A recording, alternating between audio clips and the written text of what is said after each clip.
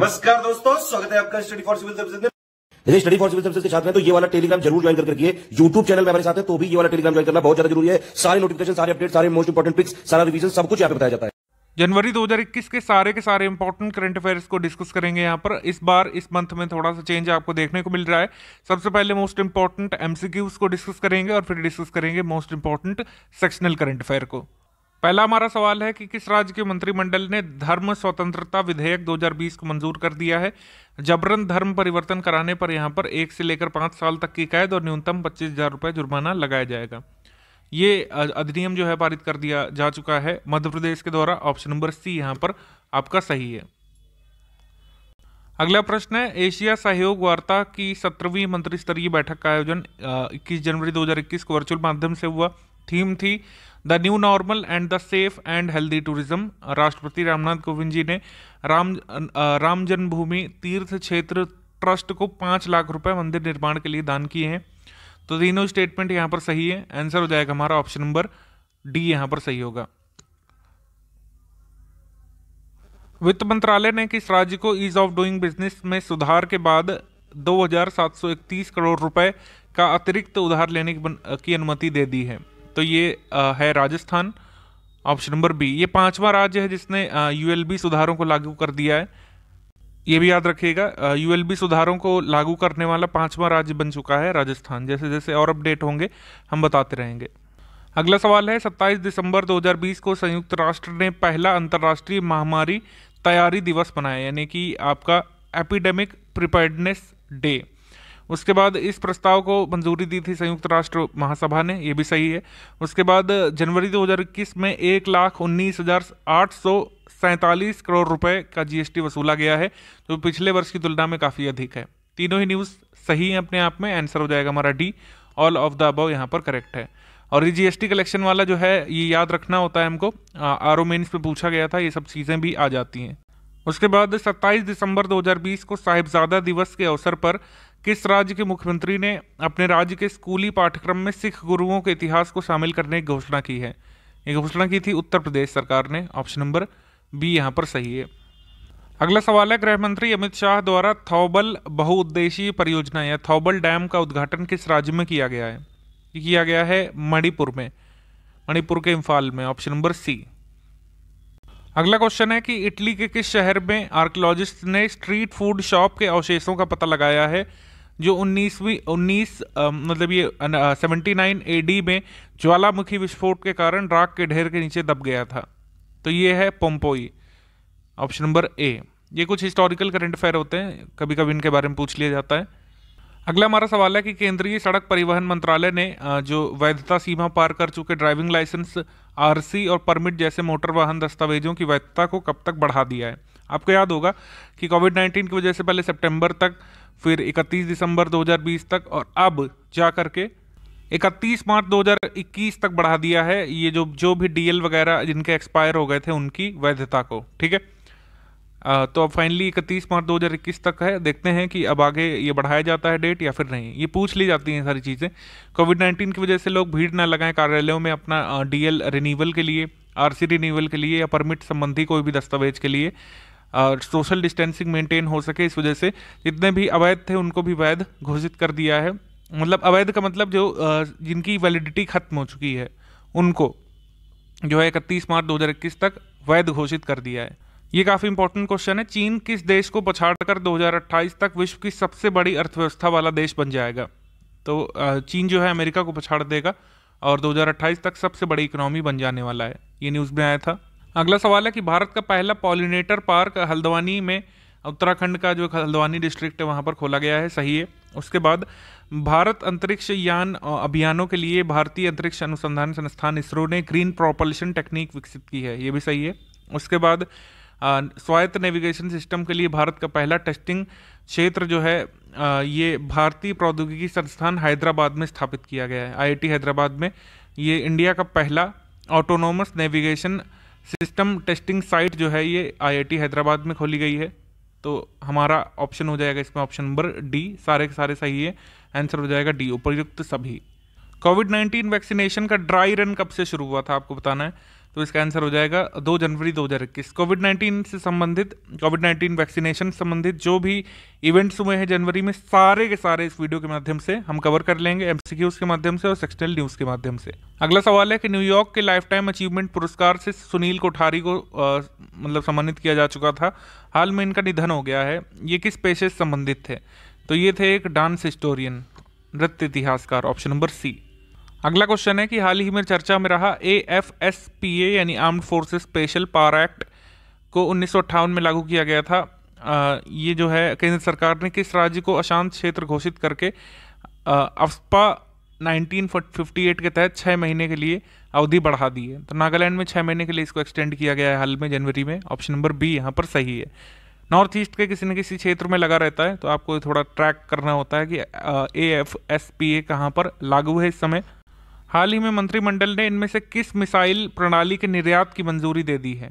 ठीक है, और निर्यात संबंधी एक समिति का सृजन भी कर दिया है। इस मिसाइल का 96% से अधिक स्वदेशीकरण किया जा चुका है, मतलब ये इंडिजनाइज्ड है। 96% टेक्नोलॉजी पूरी हमारी स्वदेशी इस मिसाइल में यूज होती है, और अब हम जल्द ही इसका निर्यात करेंगे। ये मिसाइल है आपकी सरफेस टू एयर मिसाइल आकाश, ठीक है, इसकी रेंज है 25 किलोमीटर, ऑप्शन नंबर बी। अगला हमारा क्वेश्चन है, इन 3 स्टेटमेंट्स में आपको बताना है सही कौन सा है। फास्टैग जो है इलेक्ट्रॉनिक टोल संग्रहण प्रणाली है, सही है ये। उसके बाद इसरो ने अनाउंस किया है कि वो 100 अटल टिंकरिंग लैब्स जो हैं उसको गोद लेंगे, यानी उसको अडॉप्ट करेंगे, और उसमें जो भी बच्चे काम करते हैं, मतलब जो अटल टिंकरिंग लैब से जुड़े हैं, उनमें साइंटिफिक टेम्पर स्पेस स्टडीज के संबंध में विकसित किया जाए, ये भी सही है। राज अय्यर इंडियन ओरिजिन के पर्सन जिन्होंने त्रिची से पढ़ाई की थी, त्रिची कॉलेज से, और इसमें जो है अभी यूएस आर्मी का इनको चीफ इंफॉर्मेशन कमिश्नर बनाया गया था जो बिडेन की नई सरकार में। तो हमारा आंसर हो जाएगा डी, आंसर हो जाएगा डी, सारे के सारे सही है। इसरो की जो ग्रीन प्रोपल्शन टेक्निक है, जिसके बारे में अभी हमने ऊपर एमसीक्यू में बात की, कब इसको लॉन्च किया जाएगा हमको बताना है। इसको लॉन्च किया जाएगा दिसंबर 2021 में, आंसर हो जाएगा हमारा ऑप्शन नंबर ए। उसके बाद एग्री इंडिया हैकाथॉन 2020 के संबंध में सही कथन चुनना है। ये जो है 31 दिसंबर 2020 को लॉन्च किया गया था एग्री इंडिया हैकाथॉन, हमारे कृषि मंत्री नरेंद्र सिंह तोमर जी ने इसको जारी किया, सही है। इसमें लिखा है कि ये इंडिया का फर्स्ट और लार्जेस्ट ऑनलाइन प्रोग्राम है, ठीक है, अपनी तरह का सबसे बड़ा ऑनलाइन कार्यक्रम है, ये भी सही है। आंसर हो जाएगा इसमें बोथ 1 और 2, क्योंकि ये 2 महीने तक हैकाथॉन चलने वाला है, ऑप्शन नंबर इसमें सी सही होगा। ये जो क्वेश्चन है बहुत बहुत बहुत ज़्यादा एक्सपेक्टेड है, इसमें जो भी इन्फॉर्मेशन बताई जा रही है उसको ग्रैस्प करिएगा, कुछ भी पूछा जा सकता है आपके एग्जाम में पूरे साल भर। एयर इंडिया की 4 महिला पायलटों की टीम ने सैन फ्रांसिस्को से आते हुए जहाज को बेंगलुरु में लैंड कराया था कैंपागोडा इंटरनेशनल एयरपोर्ट में। 16,000 किलोमीटर की यात्रा तय की थी, और एक खास फीचर इस यात्रा में यह था कि ये नॉर्थ पोल के ऊपर से प्लेन को लेकर के गए थे, जिसने कई सारा फ्यूल बचाया, ठीक है, और डायरेक्ट फ्लाइट थी ये। तो इस विमान को पूरी तरीके से महिला पायलट चला रही थी, जिनमें captain Zoya Agarwal, captain Papagari Tanmai, captain Shivani और कैप्टन आकांक्षा सोनावड़े शामिल थी। तो इसमें हमारा आंसर हो जाएगा बोथ 1 और 2। इस दी गई इन्फॉर्मेशन से कोई भी क्वेश्चन जो है आपसे पूछा जा सकता है, इसको मार्क कर लीजिएगा और इसको सेव कर लीजिएगा। बहुत इंपॉर्टेंट ये सवाल है, आ सकता है हमारे पेपर में। इसमें क्या क्या पूछ सकते हैं, इसमें जो है हमसे पूछ सकते हैं कि प्लेन का नाम क्या था। प्लेन एयर इंडिया का AI-176 जहाज था, नॉर्थ पोल के ऊपर से इसको लेके गए, और कहाँ से कहाँ तक की फ्लाइट थी, सैन फ्रांसिस्को से बेंगलुरु तक की। कहाँ पर लैंड किया, कैंपागोडा इंटरनेशनल एयरपोर्ट बेंगलुरु में, ठीक है।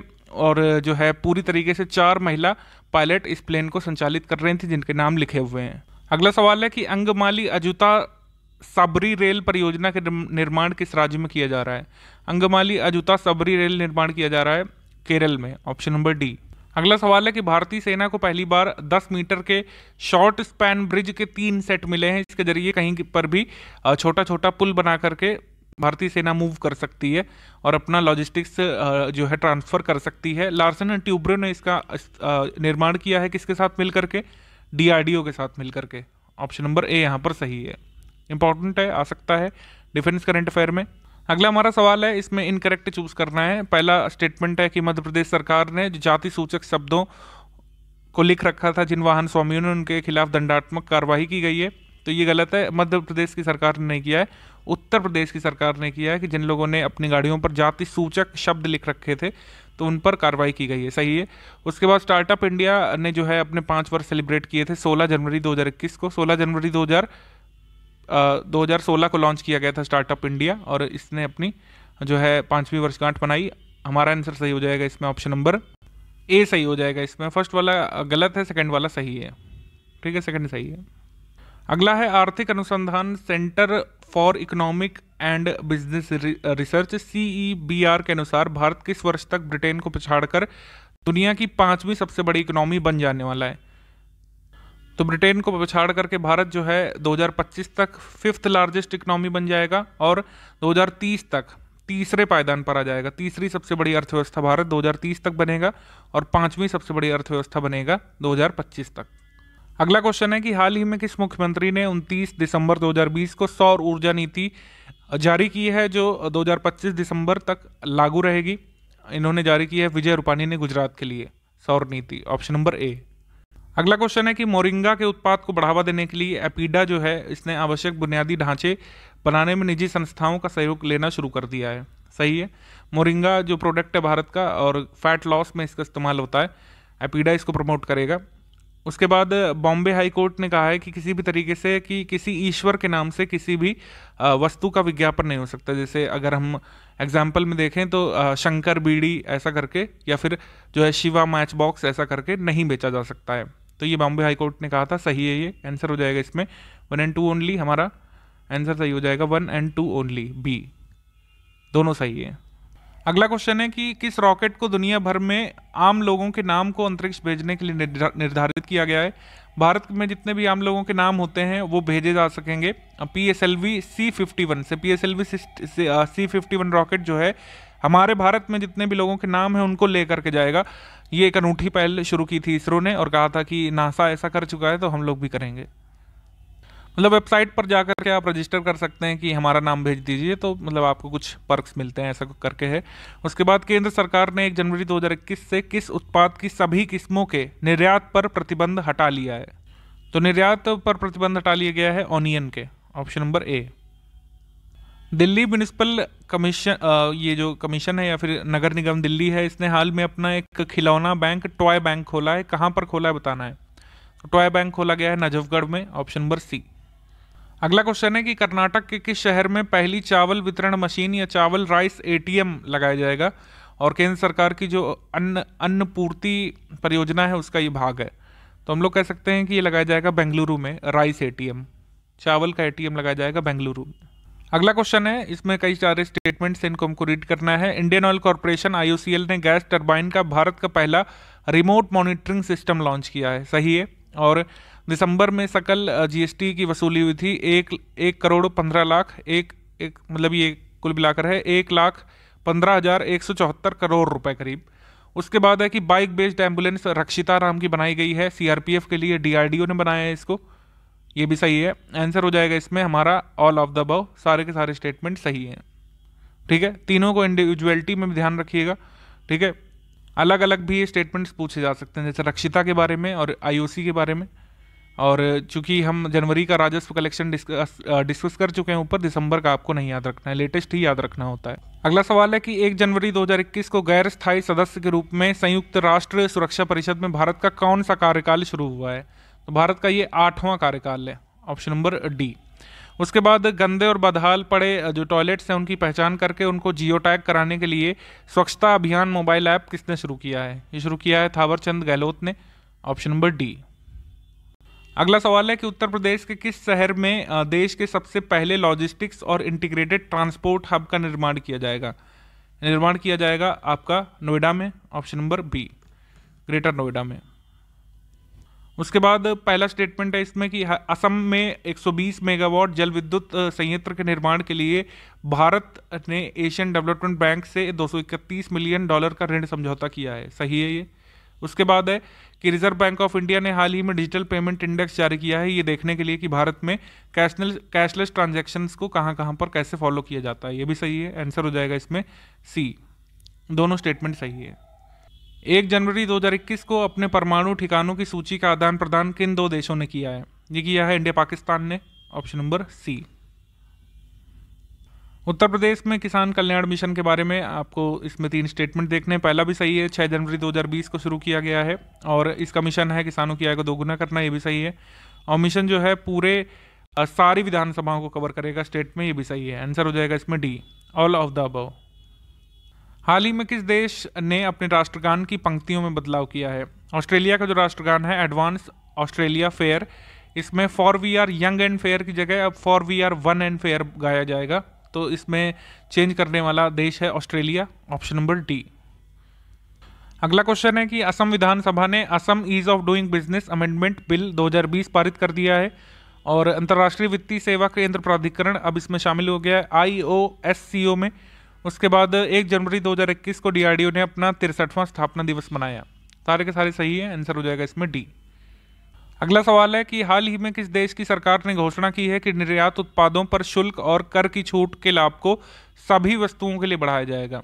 तो ये घोषणा इंडिया ने की है, हमारे देश ने, ऑप्शन नंबर ए यहाँ पर सही है। नेशनल मेट्रोलॉजी कॉन्क्लेव 2021 के बारे में आपका पहला कथन है कि इसको 4 जनवरी 2021 को मोदी जी ने शुरू किया था। उसके बाद है कि इसकी थीम थी metrology for the inclusive growth of the nation. Answer हो जाएगा इसमें बोथ 1 और 2, यानी कि 1 और 2 दोनों।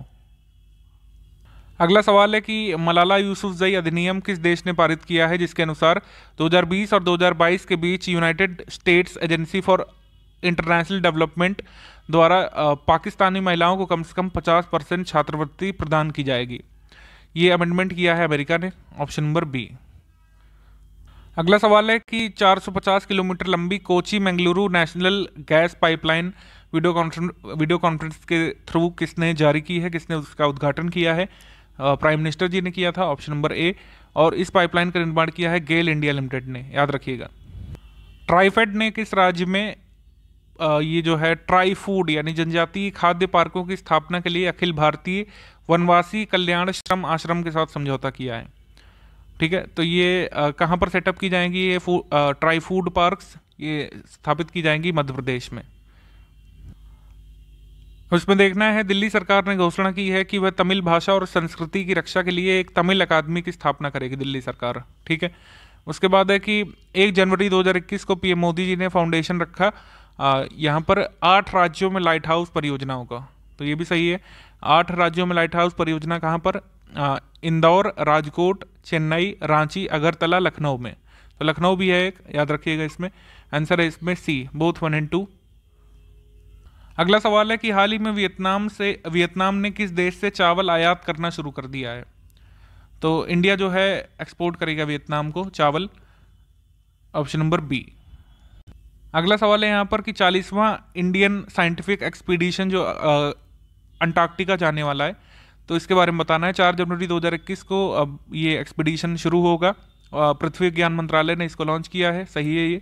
और 40वां इंडियन एक्सपीडिशन जो है मार्मगांव पोर्ट गोवा से शुरू होगा 5 जनवरी से, और वापस लेकर के आएगा जो विंटर में एक्सपीडिशन गया था उसको।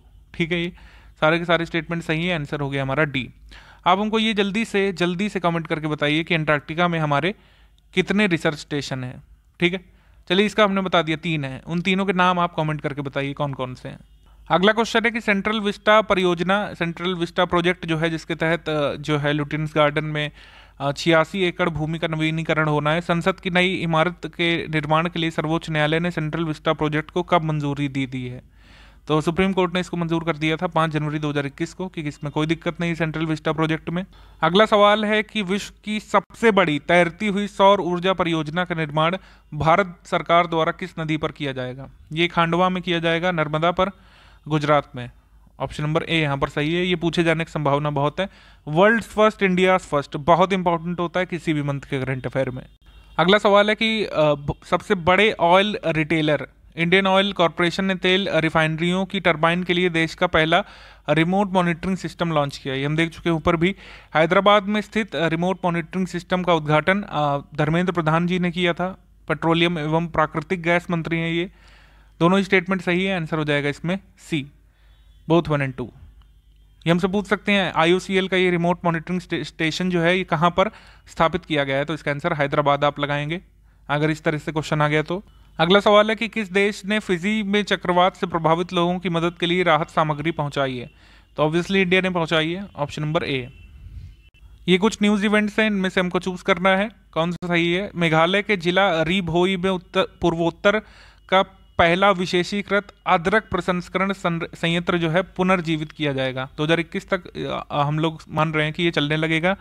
उसके बाद किरण रिजिजू ने असम राइफल्स पब्लिक स्कूल जो शिलोंग में है, उत्तर पूर्वी भारत का ये पहला खेलो इंडिया स्पोर्ट्स स्कूल के रूप में विकसित किया जाएगा, ये भी सही है। उसके बाद पीयूष गोयल ने लॉजिस्टिक्स के लिए राज्यों के पहले राष्ट्रीय सम्मेलन को संबोधित किया, ये भी सही है। आंसर हो जाएगा इसमें D, all of the above, तीनों स्टेटमेंट सही हैं। ये सेकंड वाले को ध्यान से देखिएगा, हमसे पूछ सकते हैं कि पूर्वोत्तर भारत का पहला खेलो इंडिया स्कूल कहाँ पर खोला गया है, तो ये है Assam rifles public school Shillong में।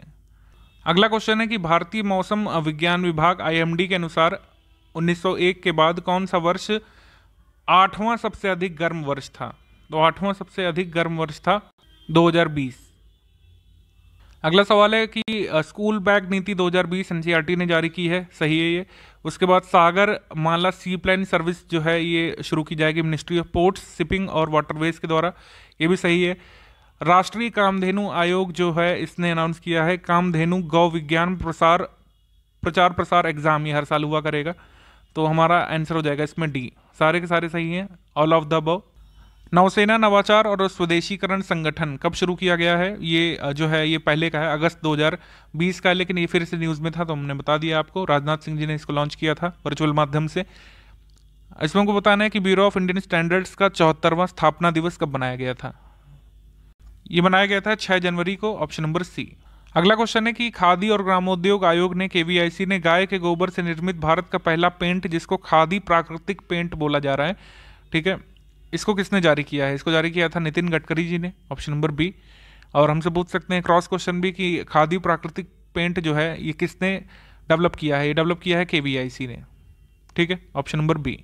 भारत फ्रांस वार्षिक सामरिक वार्ता हुई थी 7 जनवरी 2021 को, भारत की तरफ से थे हमारे NSA अजीत डोभाल जी, और फ्रांस की तरफ से थे इमैनुअल मैक्रोन के जो हमारे ये मतलब ये इमैनुअल बॉन नाम के आए थे जो फ्रेंच प्रेसिडेंट के डिप्लोमेट एडवाइजर कहे जाते हैं। ऑप्शन नंबर हमारा सही हो जाएगा डी, सारे के सारे स्टेटमेंट सही है।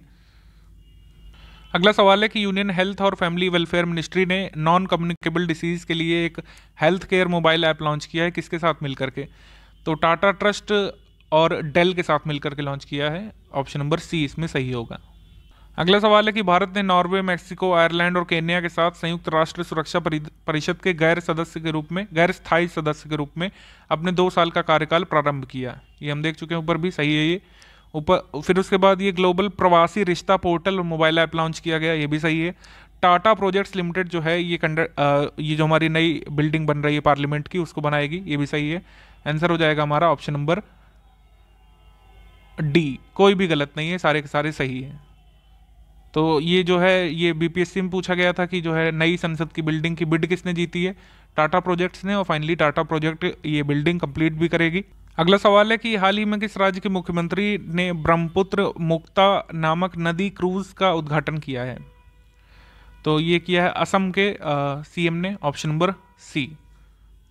उसके बाद है 7 जनवरी 2021 को प्रधानमंत्री नरेंद्र मोदी जी ने पश्चिमी समर्पित फ्रेट कॉरिडोर के रेवाड़ी मदार खंड का उद्घाटन किया। इस रेवाड़ी मदार खंड की लंबाई कितनी है आपको बताना है, इसकी लंबाई है करीब 306 kilometre, option number B 306 kilometre. अगला सवाल है हरियाणा के न्यू अटेली से राजस्थान के न्यू किशनगंज तक पहली double stack long haul container train को हरी झंडी किसने दिखाई, ये दिखाई है प्रधानमंत्री नरेंद्र मोदी जी ने, ऑप्शन नंबर ए। जापान की सरकार ने कोविड-19 के लिए सहायता राशि कितनी भेजी है भारत को, इसका आंसर हो जाएगा 2113 करोड़ रुपए, option number B. Chief minister Punjab के जो अमरिंदर सिंह, उन्होंने डिजी नेस्ट नाम का एक डिजिटल रीच ऐप लॉन्च किया है, और Indian air force chief air marshal RKS Bhadauria ने IAF e governance portal launch किया है अपना एयरफोर्सेस के लिए, आंसर हो जाएगा इसमें सी, बोथ करेक्ट हैं इसमें। अगला सवाल है कि नो योर कॉन्स्टिट्यूशन अभियान किसने शुरू किया, नो योर कॉन्स्टिट्यूशन अभियान शुरू किया है स्पीकर ओम बिरला ने, ऑप्शन नंबर ए। राष्ट्रीय युवा महोत्सव जो 24वां मनाया गया था उसके बारे में बात करनी है। 16 जनवरी 2021 से शुरू हुआ था, ठीक है। युवा उत्साह नए भारत का इस बार इसकी थीम थी। युवा नए भारत का उत्साह इसकी थीम। और 24वां यूथ फेस्टिवल जो है ये कंक्लूड किया गया था doctor Ambedkar international centre new Delhi में। ये भी सही है, आंसर हो जाएगा इसमें डी। उपर्युक्त सभी सारे स्टेटमेंट सही है। अगला सवाल, वैश्विक आर्थिक संभावना रिपोर्ट 2021 के बारे में। 5 जनवरी 2021 को वाशिंगटन डीसी स्थित विश्व बैंक समूह द्वारा वैश्विक आर्थिक संभावना रिपोर्ट जारी की गई, जिसको ग्लोबल इकोनॉमिक प्रोस्पेक्ट्स रिपोर्ट बोलते हैं। वैश्विक अर्थव्यवस्था में वर्ष 2021 में 4% का विस्तार होने की उम्मीद है। सही है ये इनका अनुमान, मतलब इन्होंने अनुमान दिया। और इस रिपोर्ट के अनुसार विकसित अर्थव्यवस्थाओं की वृद्धि दर 2021 में 3.3% रहने का अनुमान है। तो ये मेजर आउटकम्स थे इस रिपोर्ट के। आंसर हो जाएगा इसमें डी, यानी कि कोई भी गलत नहीं है, तीनों स्टेटमेंट सही हैं। अगला क्वेश्चन है कि तेलंगाना उच्च न्यायालय की पहली महिला मुख्य न्यायाधीश कौन बनी है। ये बनी है हिमा कोहली, जस्टिस हिमा कोहली। उसके बाद है कि सतर्क नागरिक ऐप और सतर्कता अधिकारी पोर्टल की शुरुआत किसने की है जम्मू कश्मीर में। वहां के एलजी ने की है, मनोज सिन्हा ने। Option number B. अगला क्वेश्चन है, भारत के विदेशी मुद्रा भंडार के संबंध में आरबीआई के आंकड़ों के अनुसार 1 जनवरी 2021 को समाप्त हुए सप्ताह के दौरान तक भारत का विदेशी मुद्रा भंडार $4.483 बिलियन की बढ़ोतरी के साथ 585.324 अरब डॉलर तक पहुंच गया था। ये फिगर आपको याद करना पड़ेगा, पूछ सकते हैं। उसके बाद वैश्विक स्तर पर सर्वाधिक विदेशी मुद्रा भंडार वाले देशों की सूची में चीन पहले स्थान पर है और भारत का स्थान यहाँ पर 5वां है। आंसर हो जाएगा हमारा ऑप्शन नंबर डी। तीनों स्टेटमेंट सही हैं, कोई भी गलत नहीं है। अगला सवाल है कि डीबीटी यानी कि डिपार्टमेंट ऑफ बायोटेक्नोलॉजी की ई बुक जारी की है डॉक्टर हर्षवर्धन ने। सही है। Andhra Pradesh medtech zone based in Visakhapatnam, यानी विशाखापट्टनम के आंध्र प्रदेश मेडिटेक जोन ने इंडियन इंस्टीट्यूट ऑफ बायोटेक्नोलॉजी के साथ मिलकर के 1 करोड़ डायग्नोस्टिक किट्स जो हैं डेवलप की हैं कोविड-19 के लिए। आंसर हो जाएगा हमारा ऑप्शन नंबर सी। दोनों सही है, आंसर हो जाएगा सी। अगला क्वेश्चन है कि CEPI यानी कि आपका coalition for epidemic preparedness innovations का सेंट्रलाइज्ड नेटवर्क लेबोरेटरी का उद्घाटन कहां पर किया गया है। इसका उद्घाटन किया गया है फरीदाबाद में। ऑप्शन नंबर ए। अगला सवाल है कि अंतरिक्ष मलबे को कम करने के लिए जापान द्वारा वर्ष 2023 तक पहला लगुड़ आधारित यानी लकड़ी आधारित उपग्रह लॉन्च किया जाएगा। सही है। और चौथा वैश्विक आयुर्वेद महोत्सव डिजिटल माध्यम के जरिए 12 से 19 मार्च के बीच केरल में आयोजित होगा, ये बता दिया गया है। आंसर है इसमें सी। दोनों सही है स्टेटमेंट। इनमें से कौन सा कथन सही नहीं है बताना है। तो विश्व मौसम संगठन WMO जिनेवा ने गुजरात मौसम विज्ञान वेधशाला को शताब्दी अवलोकन स्टेशन का दर्जा दिया है। ये एक्चुअली गलत है, क्योंकि इसमें जो है पटना की वेधशाला होगी। यहाँ पर जिनेवा ने जो है पटना मौसम विज्ञान वेधशाला को शताब्दी अवलोकन स्टेशन का दर्जा दिया है। बाकी दूसरा सही है कि भारतीय रेलवे चाहता है कि वो 0 कार्बन एमिशन नेटवर्क बनेगा 2030 तक, इसके लिए प्रयास किए जा रहे हैं। उसके बाद धर्मेंद्र प्रधान ने इंडिया का पहला first of its kind migrant worker cell का उद्घाटन किया था सूरत गुजरात में। आंसर हो जाएगा 1 ओनली। फर्स्ट वाला इनकरेक्ट है, यहाँ पर गुजरात की जगह पटना होगा। पटना की मेट्रोलॉजिकल ऑब्जर्वेटरी को शताब्दी ऑब्जर्वेशन सेंटर कहा है, मतलब ये शताब्दी अवलोकन स्टेशन का दर्जा दिया है WMO ने। अगला क्वेश्चन है कि निम्नलिखित में से कौन सा लैटिन अमेरिकी देश गर्भपात को कानूनी वैधता प्रदान करने वाला पहला सबसे बड़ा देश बन गया है। सबसे बड़ा देश बन गया है कुल मिलाकर के, पहला नहीं सबसे बड़ा। तो ये है अर्जेंटीना। Option number A. हाल ही में किस बैंक ने पेमेंट इंफ्रास्ट्रक्चर डेवलपमेंट फंड योजना के संचालन की घोषणा की है। ये RBI ने अनाउंस किया है। कितनी अवधि के लिए किया है। 2021 से 3 वर्षों की अवधि के लिए किया जाएगा और आगे 2 वर्ष भी बढ़ाया जा सकता है इसको। ऑप्शन नंबर बी RBI सही है इसमें। अगला सवाल है, इसमें सही बताना है। टेस्ला ने शंघाई चीन में 72 रैपिड सुपर चार्जिंग स्टॉलों के साथ दुनिया का सबसे बड़ा सुपर चार्जर लॉन्च किया है। सही है ये। उसके बाद है कि BCCI जो है रणजी ट्रॉफी पहली बार इस साल नहीं कंडक्ट करवा पाएगा। 87 सालों में पहली बार ऐसा हो रहा है। ऐसा क्यों हो रहा है। कोविड-19 के कारण वो समय जा चुका है जिस समय में कंडक्ट होना था, अब दूसरी रणजी ट्रॉफी का समय आ चुका है। तो आंसर है इसमें सी। दोनों सही है, 1 and 2 बोथ। अगला सवाल है कि हाल ही में Delhi Varanasi high speed rail corridor के लिए light detection and ranging survey greater Noida से शुरू हुआ है। सही है ये। उसके बाद टाटा कंसल्टेंसी सर्विसेज TCS जो है ये सेकंड इंडियन कंपनी बन गई है जिसका मार्केट कैप 12 लाख करोड़ है। पहली कौन सी जिसका मार्केट कैप इससे मतलब ये इतना रह चुका है, रिलायंस। ठीक है। उसके बाद ministry of road and transport and highways ने पार्टनरशिप यहाँ पर की है DRDO के साथ जियो हजार्ड मैनेजमेंट के लिए। ये भी सही है, आंसर हो जाएगा इसमें डी। सारे के सारे स्टेटमेंट सही है। अगला सवाल है कि single window clearance system coal mines के लिए किसने जारी किया है? जारी किया अमित शाह ने। Option number D B. Dhiyan Di Lohri और बसेरा स्कीम ये कौन लेकर के आया है? ये लाई है पंजाब सरकार। Option number B. अगला सवाल है कि भारतीय भूवैज्ञानिक सर्वेक्षण जियोलॉजिकल सर्वे ऑफ इंडिया द्वारा किए गए अन्वेषण के अनुसार वनेडियम के डिपॉजिट्स कहाँ पर पाए गए हैं? वनेडियम डिपॉजिट्स पाए गए हैं पापम, पारा जिला और तमांग और डेपो क्षेत्र जो हैं अरुणाचल प्रदेश के, वहाँ पर ये वनेडियम डिपॉजिट्स पाए गए हैं। Option number A. Sea vigil 2021 के बारे में सही कथन चुनना है। पहला है कि 12 से 13 जनवरी के बीच इसका आयोजन होगा। अभ्यास का समन्वय भारतीय नौसेना द्वारा किया जा रहा है, ये भी सही है। उसके बाद यह अभ्यास हर दूसरे साल होने वाला देश का सबसे बड़ा समुद्री रक्षा अभ्यास है। तीनों स्टेटमेंट सही है सी विजिल के बारे में। आंसर हो जाएगा हमारा D, all of the above. हाल ही में संयुक्त राज्य अमेरिका के विदेश विभाग ने अंतर्राष्ट्रीय आतंकवाद के कृत्यों हेतु बार बार सहायता प्रदान करने पर किस देश को एक आतंकवाद प्रायोजक देश के रूप में बताया है? इन्होंने कहा है कि क्यूबा एक आतंकवाद प्रायोजन करने वाला, मतलब आतंकवाद को बढ़ावा देने वाला देश है। Option number B. अगला सवाल है कि तमिलनाडु में किस जिले से फ्रूट फ्लाई की एक नई प्रजाति की खोज की गई है? ये खोज की गई है कोयम्बटूर से, तमिलनाडु से। Option number A. One planet शिखर सम्मेलन के बारे में सही कथन क्या है? पहला है कि ये जैव विविधता हेतु एक ग्रह शिखर वार्ता है। वन प्लैनेट समिट बायोडाइवर्सिटी के लिए है, सही है। इस बार इसकी थीम थी let's act together for nature. इसका पर्पस है कि प्रोटेक्ट किया जाए नेचर को, और इसको जो है फ्रांस ने आयोजित किया था यूनाइटेड नेशंस और वर्ल्ड बैंक के सहयोग से। सारे स्टेटमेंट सही है, आंसर हो जाएगा डी। हेनले पासपोर्ट इंडेक्स में इंडिया ने शीर्ष स्थान, जापान ने शीर्ष स्थान प्राप्त किया है। इंडिया का स्थान बताना है क्या है? इंडिया का स्थान है इसमें 85वां। ऑप्शन नंबर सी। प्रारंभ स्टार्टअप के बारे में बताना है। प्रारंभ की मेजबानी उद्योग और आंतरिक व्यापार संवर्धन विभाग, ministry of commerce and industries के अंतर्गत आने वाला ये कर रहा है। वीडियो कॉन्फ्रेंसिंग के माध्यम से पीएम मोदी जी ने इसको इनॉग्रेट किया 16 जनवरी 2021 को, और ये जो है स्टार्टअप्स के लिए है समिट, सही है। आंसर हो जाएगा इसमें डी। सारे के सारे स्टेटमेंट सही हैं। अगला हमारा क्वेश्चन है, हाल ही में तमिलनाडु में स्थित डैश पहाड़ियों को तितली सुपर हॉटस्पॉट घोषित किया गया है।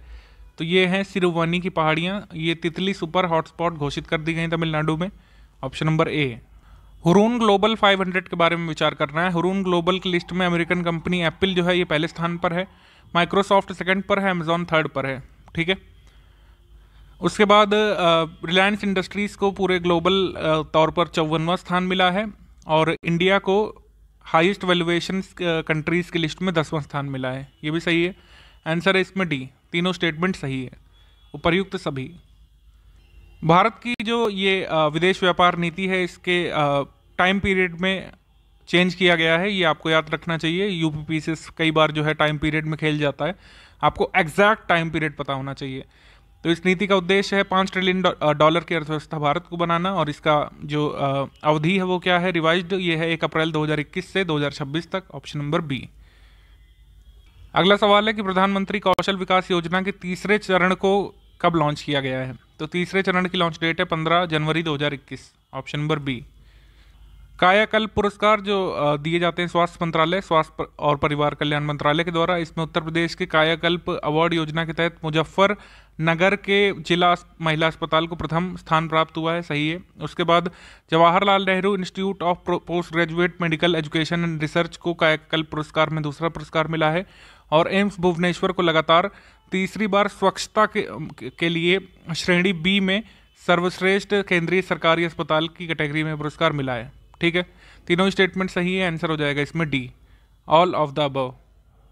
उसके बाद भारत अरब सहयोग मंच के बारे में तीनों स्टेटमेंट यहाँ पर आपके सही है, इसको मार्क कर लीजिए। पहला ये मिनिस्टीरियल मीट हुआ था, 1 मिनट, इसमें नॉट करेक्ट बताना है।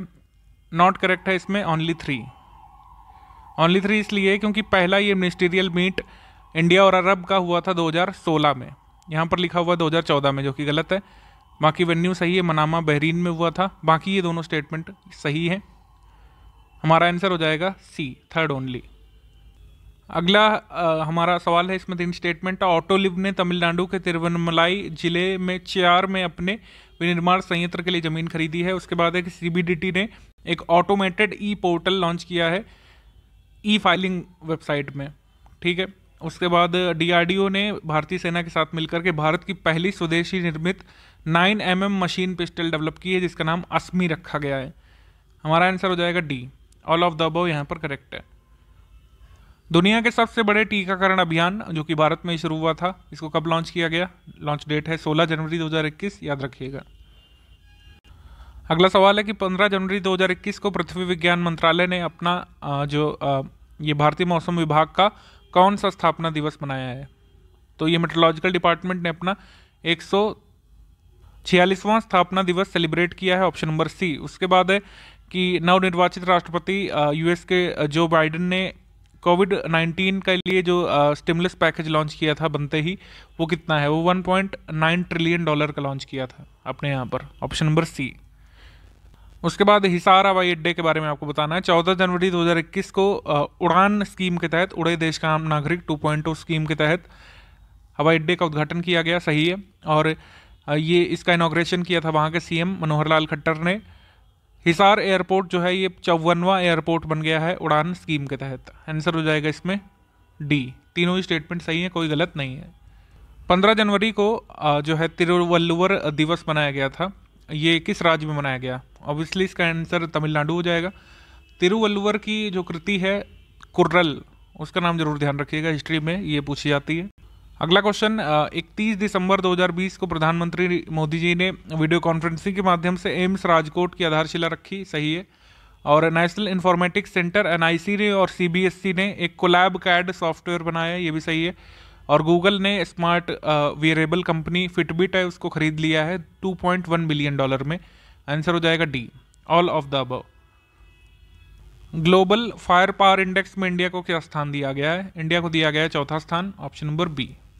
उसके बाद 51वां भारतीय अंतर्राष्ट्रीय फिल्म महोत्सव यानी India international film festival of India का 31वां संस्करण गोवा में आयोजित हुआ था 16 से 24 जनवरी के बीच, ठीक है।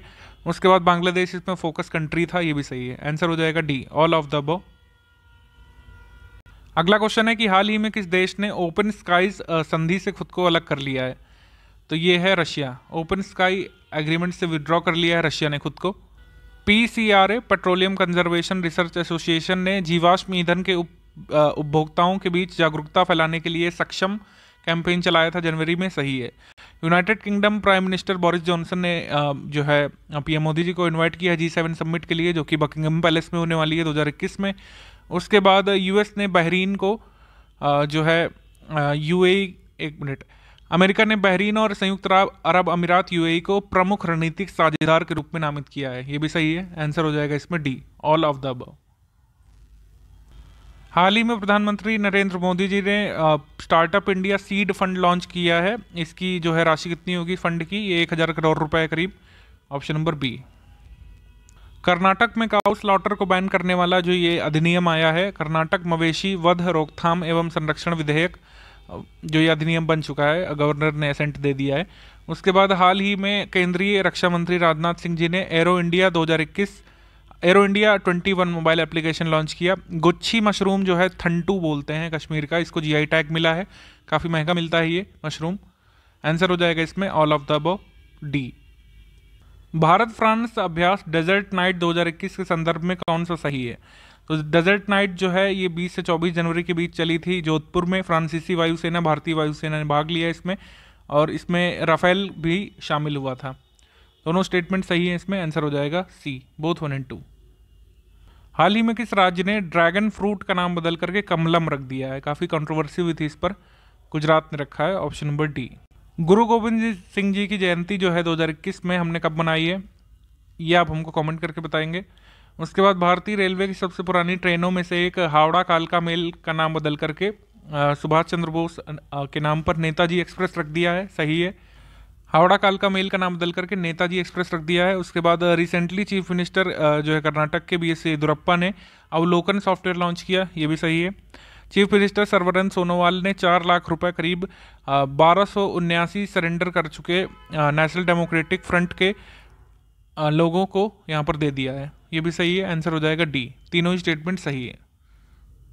एक्चुअली इसमें ऑल ऑफ द अबव होगा, नन ऑफ द अबव नहीं होगा, ऑल ऑफ दीस होगा। अगला सवाल है कि किस राज्य सरकार ने हाल ही में महात्मा गांधी राष्ट्रीय ग्रामीण रोजगार गारंटी अधिनियम के तहत कार्य दिवसों की संख्या को मौजूदा 100 दिन से बढ़ा करके 150 दिन कर दिया है? किसने किया है?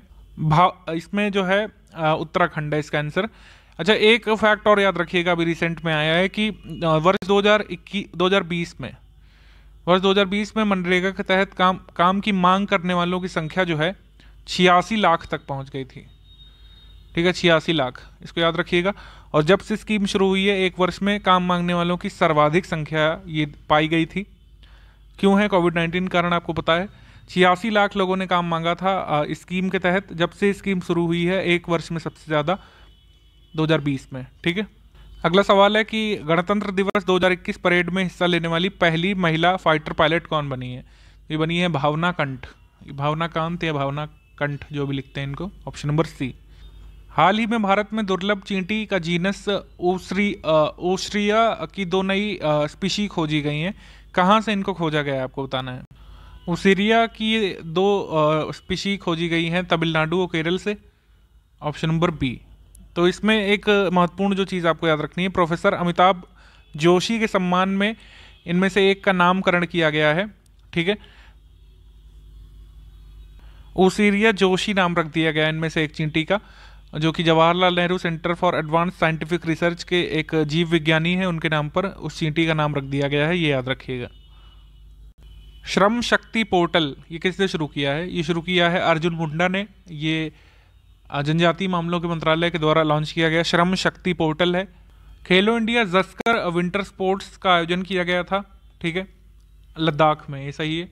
उसके बाद ये विंटर टूरिज्म को बढ़ावा देगा, एडवेंचर स्पोर्ट्स को वहाँ पर लद्दाख में, भी सही है।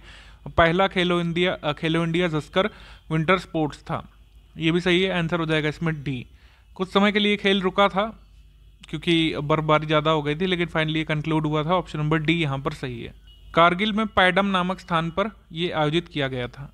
उसके बाद हमको बताना है कि मुख्यमंत्री नवीन पटनायक जो ओडिशा के हैं, इन्होंने वार्षिक तोशाली राष्ट्रीय शिल्प मेले का वर्चुअली उद्घाटन किया था। इस शिल्प मेले का उद्घाटन ओडिशा के किस शहर में किया गया था? इसका उद्घाटन भुवनेश्वर में किया गया था। ऑप्शन नंबर सी। स्पेन ने किस कंट्री के साथ 590 मेगावाट के सोलर पावर प्लांट के लिए हाथ मिलाया है? तो फ्रांस सहयोग करेगा इसमें। ऑप्शन नंबर ए। अगला क्वेश्चन है कि किस देश के द्वारा 25 जनवरी 2021 को जलवायु अनुकूलन शिखर सम्मेलन आयोजित किया गया था? इसका आंसर हो जाएगा नीदरलैंड। उसके बाद है कि 26 जनवरी को गणतंत्र दिवस परेड में किस देश की सेना ने भाग लिया था? तो इसका आंसर है बांग्लादेश। 26 जनवरी 2021 को जेल पर्यटन पहल की शुरुआत कहाँ से की गई है? जेल पर्यटन शुरू किया है महाराष्ट्र सरकार ने अपनी अरवड़ा जेल से। ऑप्शन नंबर ए। अगला क्वेश्चन है कि डीआरडीओ के APJ Abdul Kalam missile complex में integrated weapons system design centre का उद्घाटन इनमें से किसने किया है? तो उपराष्ट्रपति जी ने किया था। Option number B. कौन सा स्टेटमेंट यहाँ पर सही है? पहला स्टेटमेंट कह रहा है कि उत्तर प्रदेश आज तक पीएम स्वनिधि स्कीम के इम्प्लीमेंटेशन में यानी लोन देने के मामले में सबसे ऊंचे स्थान पर है राज्यों में और केंद्र शासित प्रदेशों में भी। सही है ये।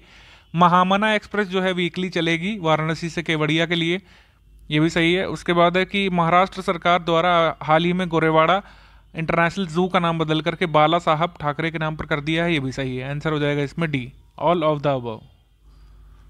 अगला सवाल है कि किस राज्य सरकार द्वारा फरवरी माह से अभ्युदय नामक एक राज्यव्यापी मुफ्त कोचिंग कार्यक्रम शुरू किया जाएगा? तो अभ्युदय कॉम्पिटिटिव एग्जाम्स की तैयारी उत्तर प्रदेश के मुख्यमंत्री ने कहा है कि फ्री में करवाएंगे कुछ अभ्युदय करके ये आएगी स्कीम, और इसमें अधिकारीगण और बाकी अनुभवी लोग इसमें प्रशिक्षण देंगे कॉम्पिटिटिव एग्जाम्स के लिए। देखते हैं कैसे होता है ये। अगला सवाल है कि द मेकिंग ऑफ आधार, प्रधानमंत्री जी ने ये पुस्तक जारी की है, इसका अनावरण किया था, इसके लेखक हैं आर एस शर्मा, ये भी सही है। उसके बाद है कि the man behind the billion, ये किताब लिखी है सुदीप खन्ना वरुण सूद ने, ये अजीम प्रेम जी के जीवन पर आधारित है। ठीक है ये। और 55 वर्षों में पहली बार ऐसा हुआ है कि किसी भी देश के राष्ट्राध्यक्ष को गेस्ट के रूप में हमारे गणतंत्र दिवस में नहीं बुलाया गया, ये भी सही है। आंसर हो जाएगा डी, कोई भी गलत नहीं है इसमें। अभी हाल में फौजी एक्शन गेम को किसने जारी किया है? तो फौजी को जारी किया है अक्षय कुमार ने। Option number D. Green wheel wall के बारे में बताना है। ग्रेट ग्रीन वॉल हाल ही में जैव विविधता के लिए वन प्लैनेट समिट में फ्रांस के प्रेसिडेंट ने ग्रेट ग्रीन वॉल प्रोजेक्ट के लिए 14 बिलियन अमेरिकी डॉलर की धनराशि देने की घोषणा की है। इसका एम क्या है? इसका एम है 100 मिलियन हेक्टेयर ये निम्नीकृत भूमि में पेड़ पौधों की संख्या में वृद्धि करना और लगभग 10 बिलियन हरित रोजगार सृजित करना। इसका आंसर हो जाएगा सी, दोनों ही सही है। वैज्ञानिक प्रकाशन के मामले में भारत को कौन सा स्थान प्राप्त हुआ है? भारत को तीसरा स्थान इसमें प्राप्त हुआ है, ऑप्शन नंबर बी। अगला क्वेश्चन है कि आकाश एनजी, आकाश न्यू जनरेशन मिसाइल के संबंध में सही कथन आपको चुनना है। तो इसमें आकाश एनजी मिसाइल जो है सक्सेसफुली टेस्ट फायर इसका ओडिशा के कॉस्ट से किया गया था और आईएएफ के डिफेंस सिस्टम को ये बूस्ट करेगा, सही है। डीआरडीओ ने डेवलप किया है इसको, ये भी सही है। आंसर इसका हो जाएगा D, all of the above. अगला सवाल है कि प्रसार भारती की न्यूज़ के अनुसार 16 जनवरी को जो राष्ट्रव्यापी टीकाकरण अभियान कोविड-19 के खिलाफ शुरू हुआ था, तो सबसे पहला टीका पूरे देश में किसे लगा था? सबसे पहला टीका प्रसार भारती के अनुसार मनीष कुमार नाम के एक सैनिटाइजेशन वर्कर को लगा था, ऑप्शन नंबर ए।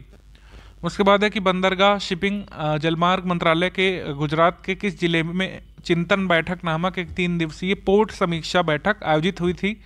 बैठक हुई थी कक्ष में। भारत पर्व 2021 के बारे में आपको बताना है। 26 जनवरी 2021 से लेकर ये 31 जनवरी तक चला था ये वर्चुअल फेस्टिवल। भारत पर्व इनॉग्रेट किया था ओम बिरला जी ने और भारत पर्व ऑर्गेनाइज किया गया था आत्मनिर्भर भारत और एक भारत श्रेष्ठ भारत थीम पर। सही है, आंसर हो जाएगा इसमें डी।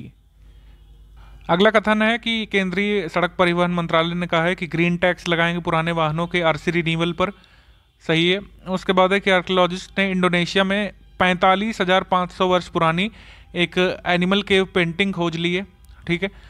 उसके बाद इंडिया का जो first indigenously developed metro car है, इसको BEML बेंगलुरु ने बनाया है। ये इसका अनावरण किया गया था बेंगलुरु में हमारे रक्षा मंत्री राजनाथ सिंह जी के द्वारा। ये भी सही है, आंसर हो जाएगा इसमें D, all of the above.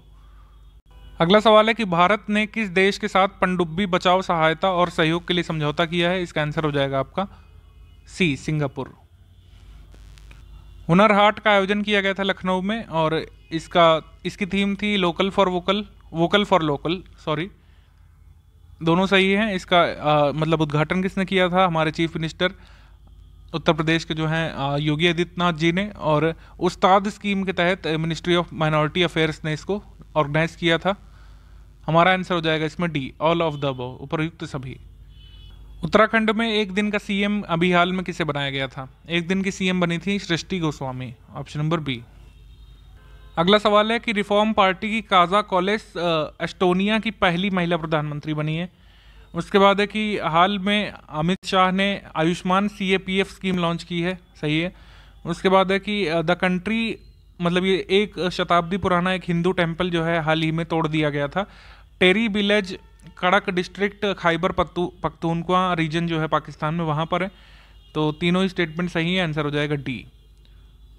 अगर हमसे पूछ लें ये खैबर पख्तूनख्वा टेरी विलेज में जो ये टेम्पल था, इसको किन लोगों ने तोड़ दिया था? तो इनको तोड़ा था जामियत उलेमा ए इस्लाम, अब्दुल रहमान समुदाय के लोगों ने इसको तोड़ दिया था।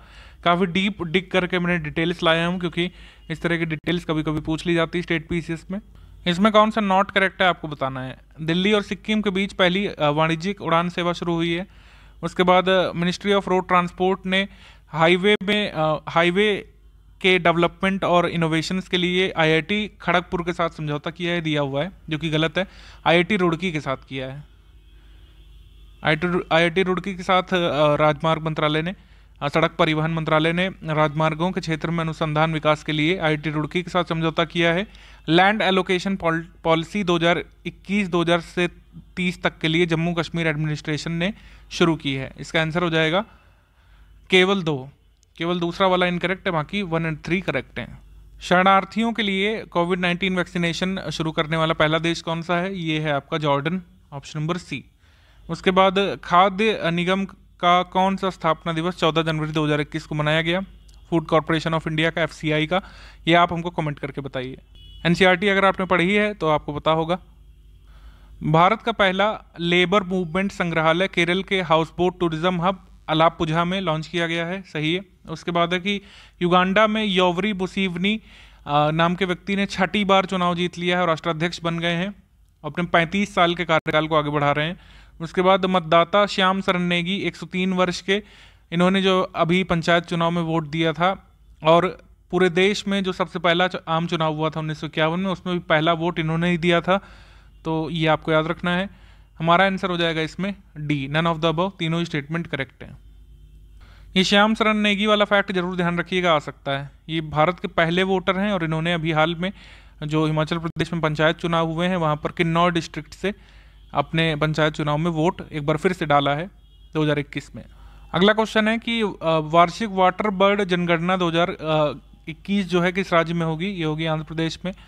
उसके बाद CSIR national institute of science communication and policy research नई दिल्ली में, इसका उद्घाटन किसने किया है?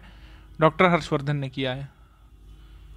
उसके बाद मुख्यमंत्री आरोग्य मेले का उद्घाटन जो है किस डिस्ट्रिक्ट में किया गया है? ये किया गया है फर्रुखाबाद में, ऑप्शन नंबर ए।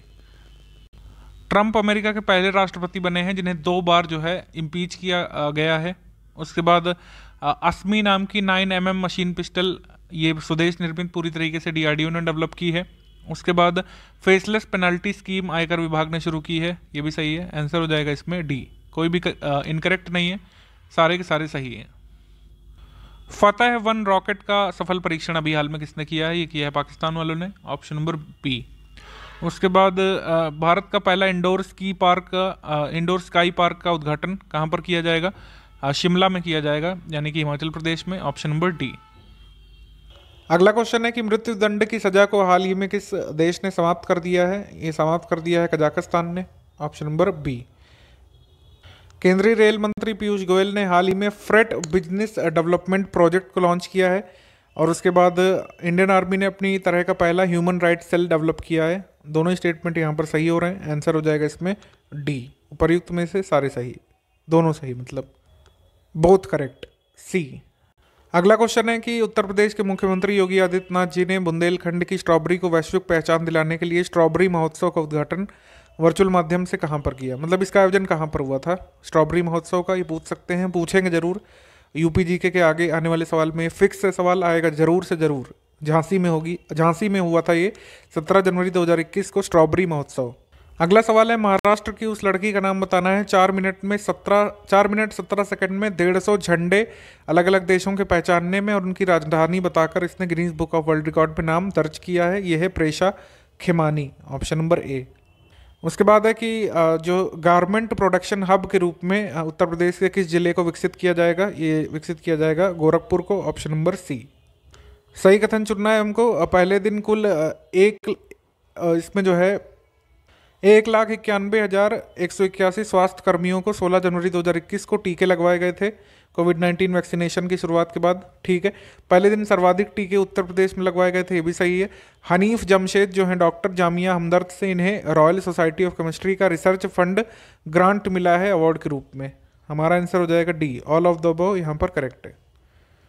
अगला क्वेश्चन है कि अमेरिका के नवनिर्वाचित राष्ट्रपति बाइडेन ने भारतीय अमेरिकी समीरा फाजिली को नेशनल इकोनॉमिक काउंसिल का डेप्यूटी डायरेक्टर नियुक्त किया है। इनका संबंध किस राज्य से है? ये श्रीनगर से हैं, कश्मीर से, option number D. IIT Bombay के पूर्व 3 छात्रों की जो स्टार्टअप है आइडिया फॉर्ज टेक्नोलॉजी, इसने जो है 130 करोड़ रुपए के ड्रोन भारतीय सेना को सप्लाई करने के लिए समझौता ज्ञापन पर हस्ताक्षर कर लिए हैं। पहली बार ऐसा हुआ है कि किसी भारतीय स्टार्टअप को हमारी भारतीय सेना ने इतना बड़ा प्रोजेक्ट दिया है। हमारा आंसर इसमें हो जाएगा option number C, both correct. Bharat की नई विदेश व्यापार नीति जो है अप्रैल 2021 से वर्ष 2026 तक लागू रहेगी, इस पर हम बात कर चुके हैं, सही है। उसके बाद है कि IIM इंदौर ने कहा है, Indian Institute of management Indore ने, कि उत्तर प्रदेश के अयोध्या को एक विश्व स्तरीय आध्यात्मिक केंद्र के रूप में वो लोग डेवलप करने वाले हैं।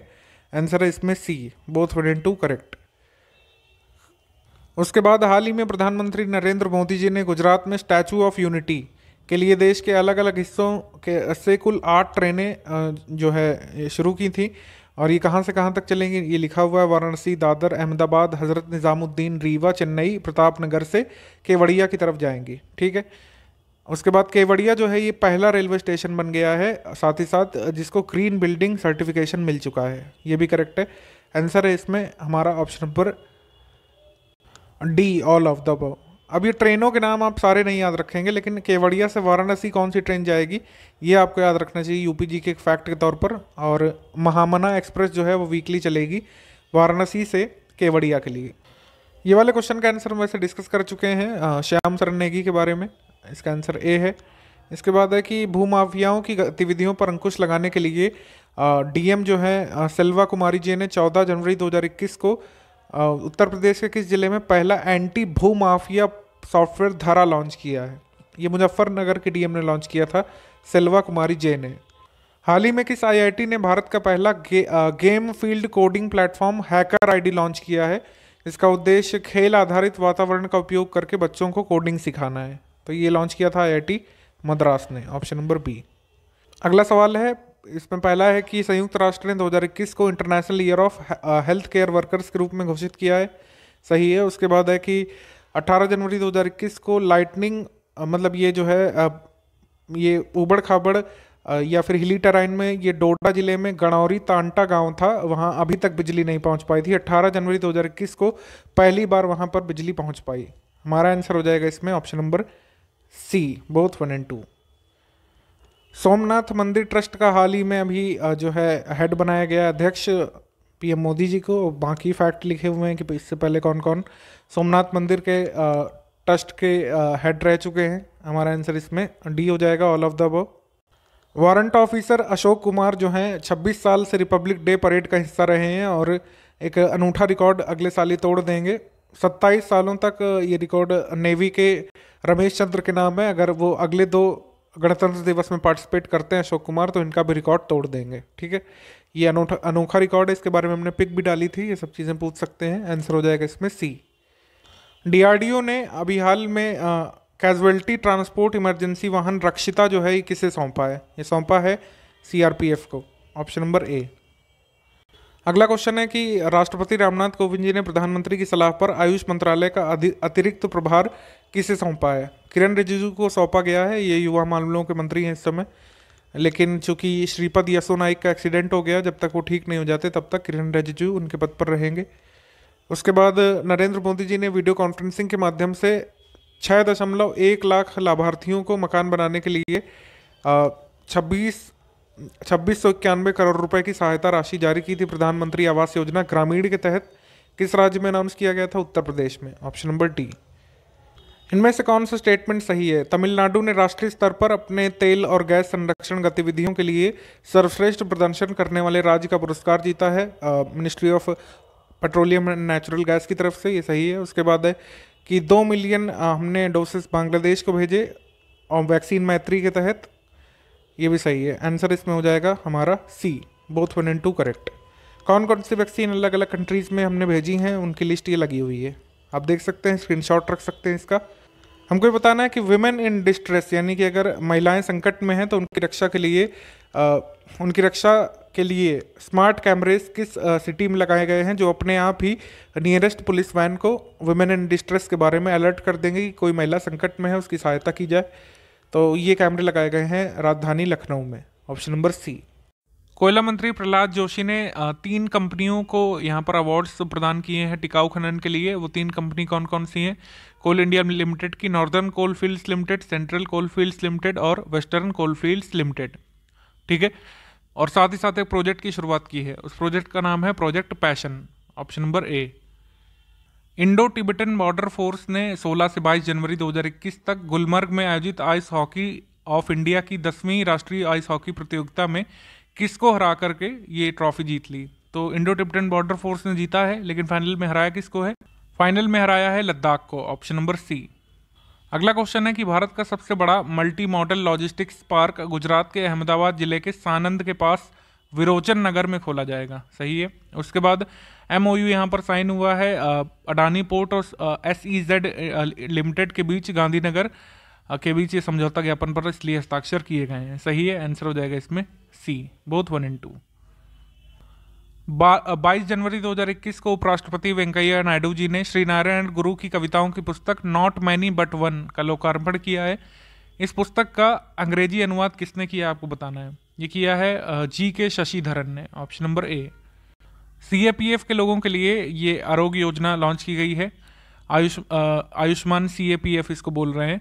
और ये कुल मिलाकर के 28 लाख केंद्रीय सशस्त्र बल और उनके परिवारों के लिए लाभान्वित मतलब उनको लाभान्वित करेगी। इसमें हमारा आंसर इसमें हो जाएगा सी, बोथ 1 और 2। अमित शाह ने इसको लॉन्च किया था वहां पर गुवाहाटी असम में। ये काफ़ी इंपॉर्टेंट है। इलॉन मस्क की कंपनी स्पेसएक्स ने एक रॉकेट स्टेज 2 फॉल्कन 9 जो है उससे 143 उपग्रहों को लॉन्च किया। इससे पहले रिकॉर्ड हमारे पास था, इसरो का रिकॉर्ड था। फरवरी 2017 में इन्होंने 104 उपग्रह एक साथ अंतरिक्ष में छोड़े थे। तो हमारा रिकॉर्ड टूट चुका है। अब आंसर हो गया इसमें सी। तो आपको याद रखना है, इसरो फिर जब तक फिर जल्दी से कुछ नया कीर्तिमान स्थापित नहीं करता, तब तक आपको इलॉन मस्क के इस रॉकेट का नाम याद रखना चाहिए, stage 2 falcon 9। Dhaka international film festival के बारे में बताना है। इसमें किर्गिस्तान की film the road to Eden ने जो है सर्वश्रेष्ठ फिल्म का पुरस्कार जीता। सही है, आंसर है इसमें बोथ 1 और 2। उत्तर प्रदेश सरकार जो है डेटा सेंटर 600 करोड़ रुपए से कहां पर बनाएगी? बनाया जाएगा ग्रेटर नोएडा में, ऑप्शन नंबर सी। नीति आयोग के भारत नवाचार सूचकांक के दूसरे संस्करण के बारे में बताना है। कर्नाटक राज्यों की सूची में टॉप पर है। पहाड़ी और पूर्वोत्तर राज्यों की रैंकिंग में हिमाचल प्रदेश सबसे ऊपर है। और केंद्र शासित या छोटे राज्यों में दिल्ली को पहला स्थान मिला है। सही है तीनों स्टेटमेंट, आंसर है डी जो है, कोई भी गलत नहीं है। और उत्तर प्रदेश को नीति आयोग के इनोवेशन इंडेक्स में क्या स्थान मिला है, ये भी याद रखिएगा, 9वां स्थान, बी। एक नियम आया है उत्तर प्रदेश में कि 6 लीटर से अधिक अगर आपको शराब रखनी है अपने घर पर या फिर कहीं पर भी लाना ले जाना है तो उसके लिए होम लाइसेंस लगेगा। आंसर है इसमें सी। उत्तर प्रदेश की किस झांकी को 32 झांकियों में से प्रथम पुरस्कार मिला है गणतंत्र दिवस परेड 2021 में? तो झांकी का नाम है officially Ayodhya cultural heritage of Uttar Pradesh. Ayodhya Uttar Pradesh की सांस्कृतिक विरासत, ऑप्शन नंबर डी। इनमें से हमको बताना है किस देश के राष्ट्रपति गर्बांगुली बर्दीमुखामेड्वेव ने घोषणा की कि अप्रैल माह के आखिरी रविवार के दिन हर साल कुत्ते की एक स्थानीय प्रजाति की प्रशंसा में एक दिवस के रूप में मनाया जाएगा अप्रैल माह के आखिरी रविवार को। ये किया है तुर्कमेनिस्तान ने। तुर्कमेनिस्तान के प्रेसिडेंट ने कहा है कि अप्रैल माह का जो आखिरी रविवार होगा वहाँ पर सेंट्रल एशिया की एक कुत्ते की प्रजाति होती है, उसकी प्रशंसा पर मनाया जाएगा।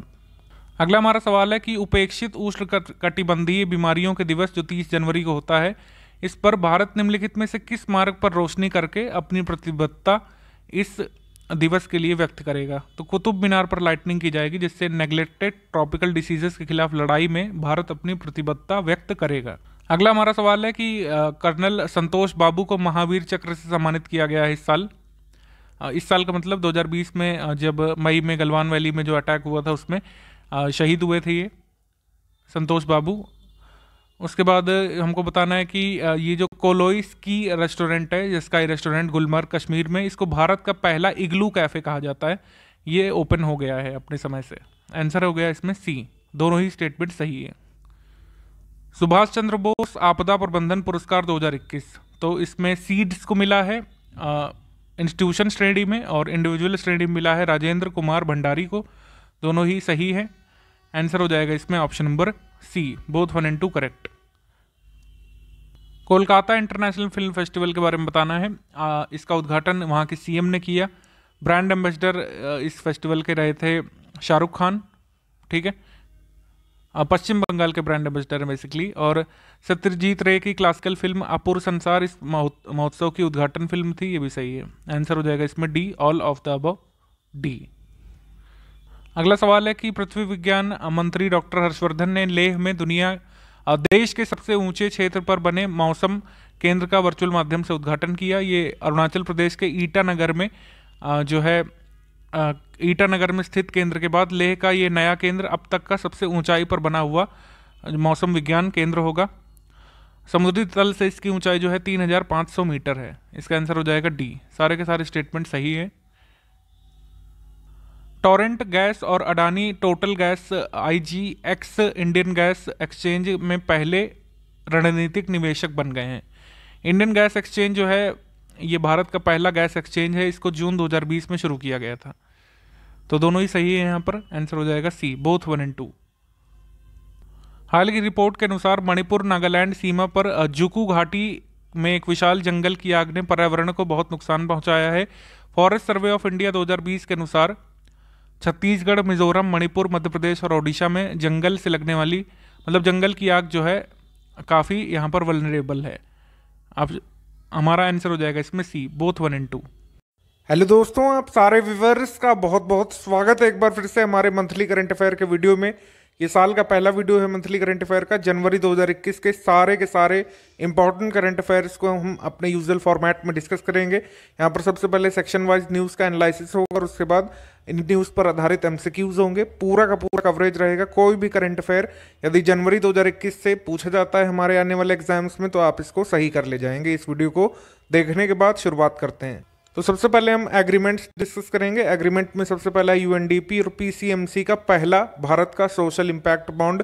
पुणे का पिंपरी चिंचवड़ नगर निगम है, इसने जो है एक सोशल इम्पैक्ट बॉन्ड लॉन्च किया है जो कि भारत का पहला सोशल इम्पैक्ट बॉन्ड बताया जा रहा है और इसमें सहयोग लिया गया है यूएनडीपी का। तो इसमें पूछ सकते हैं कि ये जो भारत का पहला सोशल इम्पैक्ट बॉन्ड लॉन्च किया है पुणे के पिंपरी चिंचवड़ नगर निगम ने, इसमें किसका सहयोग है?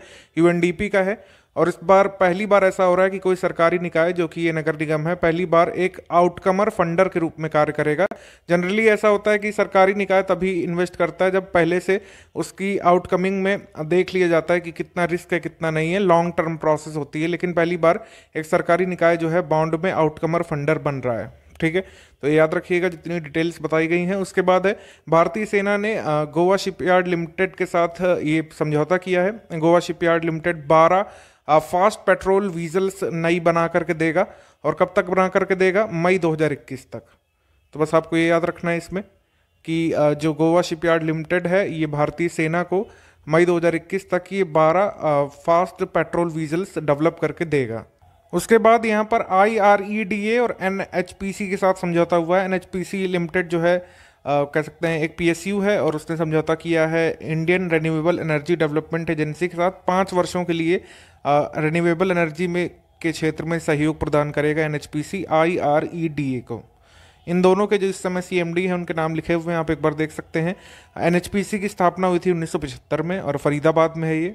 उसके बाद भारत बायोटेक ने प्रिसिसा मेडिकमेंट्स के साथ समझौता किया था। प्रिसिसा मेडिकमेंट्स जो है ये ब्राज़ील की कंपनी थी और भारत ने जैसे 2 मिलियन कोविड वैक्सीन भेजी है भारत से, तो आपको पता होगा कि इसमें जो है प्रिसिसा मेडिकेंट्स के साथ ये सहयोग चल रहा था भारत बायोटेक का। और फाइनली जो है ब्राज़ील को 2 मिलियन मतलब हमने क्या भेजी है, वहाँ से एक जहाज़ आया था वो लेकर के 2 मिलियन डोसेस गया है इस मंथ जनवरी में। हमने जो है 2 मिलियन डोसेस जो है ब्राज़ील को भेजी थी और थैंक्स बोला था ब्राज़ील के स्टेट हेड ने। लॉर्ड हनुमान का ये पिक बना करके भेजा था, धन्यवाद भारत करके। तो इस तरीके से आपको याद रखना है। ये हमने पिक डाली थी अपने फ्री वाले टेलीग्राम पर, इसमें आपको बता दिया था कि हम जो है 13 फॉरेन कंट्रीज़ को वैक्सीन भेज चुके हैं। कब तक भेज चुके हैं हम? 23 जनवरी तक हम 13 फॉरेन कंट्रीज़ को वैक्सीन भेज चुके हैं। तो अगर आपसे पूछा जाए कि 23 जनवरी तक हमने कितने देशों को वैक्सीन भेजी थी तो इसका आंसर होगा 13। उसके बाद नीति आयोग ने फ्लिपकार्ट के साथ वुमेन एंटरप्रेन्योरशिप प्लेटफॉर्म के लिए समझौता किया था। ये आप याद रख सकते हैं। ये वैसे तो हम कोविड-19 के समय से इसको फॉलो कर रहे हैं लेकिन एक बार याद दिलाना जरूरी है। इसमें पूछ लेंगे कि नीति आयोग किसके साथ कर रहा है, तो उसमें अमेजॉन होगा, फ्लिपकार्ट होगा, गूगल होगा, फेसबुक होगा, तो आपको फ्लिपकार्ट को चूज़ करना रहेगा उसमें। उसके बाद है कि 2021 को मनाया जा रहा है भारत फ्रांस पर्यावरण वर्ष के रूप में। ठीक है, इंडो फ्रेंच इन्वायरमेंट ईयर है 2021 और ये हमारे इन्वायरमेंट के लिए जो समझौते हो रहे हैं फ्रांस से उससे संबंधित है। तो बारबरा पॉम्पली करके एक आई थी यहाँ पर जो वहाँ पर इन्वायरमेंट मिनिस्टर हैं। जैसे इस समय हमारे इन्वायरमेंट मिनिस्टर कौन है? Ministry of environment forest and climate change को जो देख रहे हैं प्रकाश जावड़ेकर जी। इन दोनों ने मिलकर के इसको ऑब्जर्व किया कि 2021 जो बनाया जाएगा भारत फ्रांस पर्यावरण वर्ष के रूप में। एक काफ़ी महत्वपूर्ण चीज़ आपको यहाँ पर हमको शो करनी है। जो ये UN की वेबसाइट होती है इसमें साफ साफ दिया हुआ है कि 2021 किस तरह का वर्ष है। तो 2021 जो है ये हमारा international year of peace and trust है। 2021 हमारा international year of creative economy for sustainable development भी है। International year of fruits and vegetables भी है 2021 और international year for elimination of child labour भी है। ठीक है, इसके अलावा एक और है वो हम MCQ में डिस्कस करेंगे तो आपको बताएंगे। हम लोग जनवरी मंथ के अपॉइंटमेंट्स देख लेते हैं। हर्षवर्धन जी जो हैं ये नियुक्त हुए हैं, जो ये मेंबर बने हैं ये global alliance for vaccine and immunity के लिए जो बोर्ड बनाया गया है जिसकी अध्यक्षता म्यांमार के मिंत वे कर रहे हैं। तो इसमें ये रिप्रेजेंट करेंगे अपने क्षेत्र को, यानी एशिया प्रशांत क्षेत्र को ये लीड करेंगे doctor Harshvardhan. South east area regional office को हेड करेंगे हर्षवर्धन, कुल मिलाकर के ये जो टीकाकरण के लिए ग्लोबल अलायंस बनाया गया है उसमें, ठीक है। उसके बाद है कि के सिवान का कार्यकाल खत्म हो रहा था 14 जनवरी 2021 को, उनका कार्यकाल 1 वर्ष और बढ़ा दिया गया है 14 जनवरी 2022 तक। अब के सिवान जो है हमारे इसरो चीफ बने रहेंगे और हमको दूसरे का नाम याद नहीं करना पड़ेगा, अच्छी बात है। अगली बात है सोमा मोंडाल। सोमा मोंडाल ये बन गई है steel authority of India Limited की नई अध्यक्षा, ठीक है। सेल की नई अध्यक्ष बनी है सोमा मोंडाल, इनका नाम याद रखिएगा। उसके बाद सुनीत शर्मा सीईओ बन गए हैं रेलवे बोर्ड के। विनोद कुमार यादव थे, वीके यादव, इनकी जगह ले लिए इन्होंने। श्री उमेश सिन्हा ये रिटायर होने वाले थे, तो इनका कार्यकाल फिर से 1 वर्ष बढ़ा दिया गया है, 1 वर्ष या 6 महीने बढ़ाया गया है। ये भारतीय निर्वाचन आयोग के उप चुनाव आयुक्त ये बने रहेंगे आगे कुछ दिन और। जस्टिस पंकज मित्तल ये केंद्र शासित प्रदेशों जो कि जम्मू कश्मीर और लद्दाख है, उनका जो कॉमन हाई कोर्ट है उसके मुख्य न्यायाधीश बनेंगे ये, और इनको जो है शपथ दिलाई थी वहाँ के जो इस समय एलजी हैं मनोज सिन्हा ने। श्री संजय कपूर ये ऑल इंडिया चेस फेडरेशन के प्रेसिडेंट बनेंगे। आशीष पेठे ये जो है अध्यक्ष बने हैं All India gem and jewellery domestic council के। उसके बाद ये जो है उपाध्यक्ष बन गए Saim Mehra, vice chairperson All India gem and jewellery domestic council के, ठीक है। उसके बाद लेफ्टिनेंट जनरल शांतनु दयाल ये बन गए हैं हमारे नए deputy chief of army staff, ठीक है, काफ़ी महत्वपूर्ण पद है। Deputy chief of army staff बन गए हैं जनरल शांतनु दयाल। उसके बाद करण बाजवा ये जो है गूगल क्लाउड के नए एशिया पैसिफिक रीजन के हेड बने हैं। अरूप कुमार गोस्वामी ये हमारे चीफ जस्टिस बने हैं आंध्र प्रदेश हाई कोर्ट के। उसके बाद हिमा कोहली ये बन गई हैं पहली मुख्य न्यायाधीश तेलंगाना हाई कोर्ट की। तो जहाँ पर फर्स्ट ये लिखा हो कहीं पर भी इंडिया फर्स्ट, वर्ल्ड फर्स्ट, कहीं का भी फर्स्ट लिखा हो तो आप समझ लीजिए कि वो करंट अफेयर पूछे जाने की संभावना बढ़ जाती है। उसके बाद जस्टिस सुधांशु धूलिया ये बन गए हैं गुवाहाटी उच्च न्यायालय के मुख्य न्यायाधीश। उसके बाद न्यायाधीश जितेंद्र कुमार माहेश्वरी ये सिक्किम उच्च न्यायालय के मुख्य न्यायाधीश बन गए हैं। उसके बाद अभिषेक यादव ये ऑल इंडिया फुटबॉल फेडरेशन के उप महासचिव बन गए हैं। Telecommunication regulatory authority of India के पूर्व हेड आर.एस. शर्मा ये बन गए हैं कोविड वैक्सीन के प्रशासन के लिए गठित की गई अधिकार प्राप्त समिति के अध्यक्ष। काफ़ी इंपॉर्टेंट है, याद रखिएगा इनका अपॉइंटमेंट। दुष्यंत दवे ये सुप्रीम कोर्ट बार एसोसिएशन के अध्यक्ष बन गए हैं, जहाँ पर भी जो लॉ से रिलेटेड न्यूज़ पूछी जाती है उसमें ये पूछा जा सकता है। उसके बाद संदीप अग्रवाल ये दूरसंचार उपकरण और सेवा निर्यात संवर्धन परिषद के नए अध्यक्ष बन गए हैं। किरण मजूमदार शॉ ये बायोकॉन की नई कार्यकारी अध्यक्ष बन गई हैं। मतलब ये तो नोन फैक्ट है, ये बायोकॉन से एसोसिएटेड है। विश्ववीर आहूजा ये प्रबंध निदेशक और सीईओ बन गए हैं आरबीएल बैंक के। किरण रिजिजू को जो है ये अतिरिक्त पद दिया गया है, खेल और युवा मामलों के मंत्री तो हैं ही, उन्हें अतिरिक्त प्रभार दिया गया है। श्रीपद यशो नाइक का एक्सीडेंट हो गया था आपको पता है, तो वो हॉस्पिटल में है, जब तक ठीक नहीं हो जाते तब तक आयुष मंत्रालय के अतिरिक्त प्रभार को धारण करेंगे किरण रिजिजू, याद रखिएगा, ये पूछ लेते हैं कभी कभी। सिद्धार्थ मोहंती जो है एलआईसी के प्रबंध निदेशक बने हैं, ठीक है। प्रबंध निदेशक काफ़ी दिन बाद चेंज हुए हैं, इस वजह से हमने इसको इंक्लूड किया है। वैसे एलआईसी और बैंक के अपॉइंटमेंट्स नहीं पूछे जाते हैं, आरबीआई तक के अपॉइंटमेंट्स जो है पूछ लेता है आपका स्टेट पीसीस। उसके बाद श्री संजीव कुमार ये दूरसंचार कंसल्टेंट्स इंडिया लिमिटेड के अध्यक्ष और प्रबंध निदेशक बन गए हैं। लेफ्टिनेंट जनरल चंडी प्रसाद मोहंती ये बन गए हैं हमारे new vice chief of army staff, नए सेना उपाध्यक्ष। उसके बाद स्वामीनाथन जानकी रमन और अश्विनी कुमार तिवारी ये एसबीआई के नए 2 एमडी बनाए गए हैं, ठीक है। अवार्ड्स एंड ऑनर्स देख लेते हैं, काफ़ी सारे अवार्ड्स एंड ऑनर्स हैं जनवरी मंथ में, ठीक है। नरेंद्र दाभोलकर मेमोरियल अवार्ड ये मिला है द्रविड़ कज़गम के अध्यक्ष के वीर मणि को, और अमेरिका स्थित महाराष्ट्र फाउंडेशन है वो ये पुरस्कार देता है नरेंद्र दाभोलकर की स्मृति में। उसके बाद डीआरडीओ का साइंटिस्ट ऑफ द ईयर का अवार्ड मिला है वरिष्ठ वैज्ञानिक हेमंत कुमार पांडे को। उसके बाद एक एमिनेंट इंजीनियर प्राइज होता है, ये institution of engineering and technology के द्वारा दिया जाता है, ये मिला है विनोद कुमार यादव को, ठीक है। पूर्व हमारे रेलवे बोर्ड के अध्यक्ष विनोद कुमार यादव को मिला है एमिनेंट इंजीनियर पुरस्कार 2020। प्रतिष्ठित तानसेन सम्मान होता है, तानसेन सम्मान मध्य प्रदेश सरकार के द्वारा दिया जाता है। ये तानसेन फेस्टिवल मनाया जाता है मध्य प्रदेश में, तो ये हमारा 95 नंबर का ये तानसेन फेस्टिवल था। इसमें प्रसिद्ध संतूर वादक पंडित सतीश व्यास को तानसेन सम्मान पुरस्कार दिया गया है मध्य प्रदेश की सरकार के द्वारा। उसके बाद राजा मान सिंह तोमर पुरस्कार, भोपाल स्थित ये अभिनव कला परिषद को ये अवार्ड मिला है। उसके बाद सामाजिक न्याय के लिए मदर टेरेसा मेमोरियल अवार्ड ये हार्मनी फाउंडेशन के द्वारा दिया जाता है। ये मिला है डॉक्टर एंथनी फॉसी को, फादर फैबियो स्टीवनॉजी को, प्रदीप कुमार को, आईपीएस संजय पांडे को, विकास खन्ना को और के शैलजा को। के शैलजा का नाम आपको कुछ कुछ याद आ रहा होगा। ये जो है क्या है, ये केरल से एसोसिएटेड है, केरल के हेल्थ डिपार्टमेंट से। के शैलजा को एक और अवार्ड मिल चुका है कोविड-19 क्राइसिस में मैनेजमेंट के लिए। उस अवार्ड का नाम आप हमको कमेंट सेक्शन में लिख करके बता सकते हैं। आज जो रेगुलर फॉलोअर हैं आप जल्दी से बताइए कमेंट करके। बताया हुआ है हमने प्रीवियस मंथ में।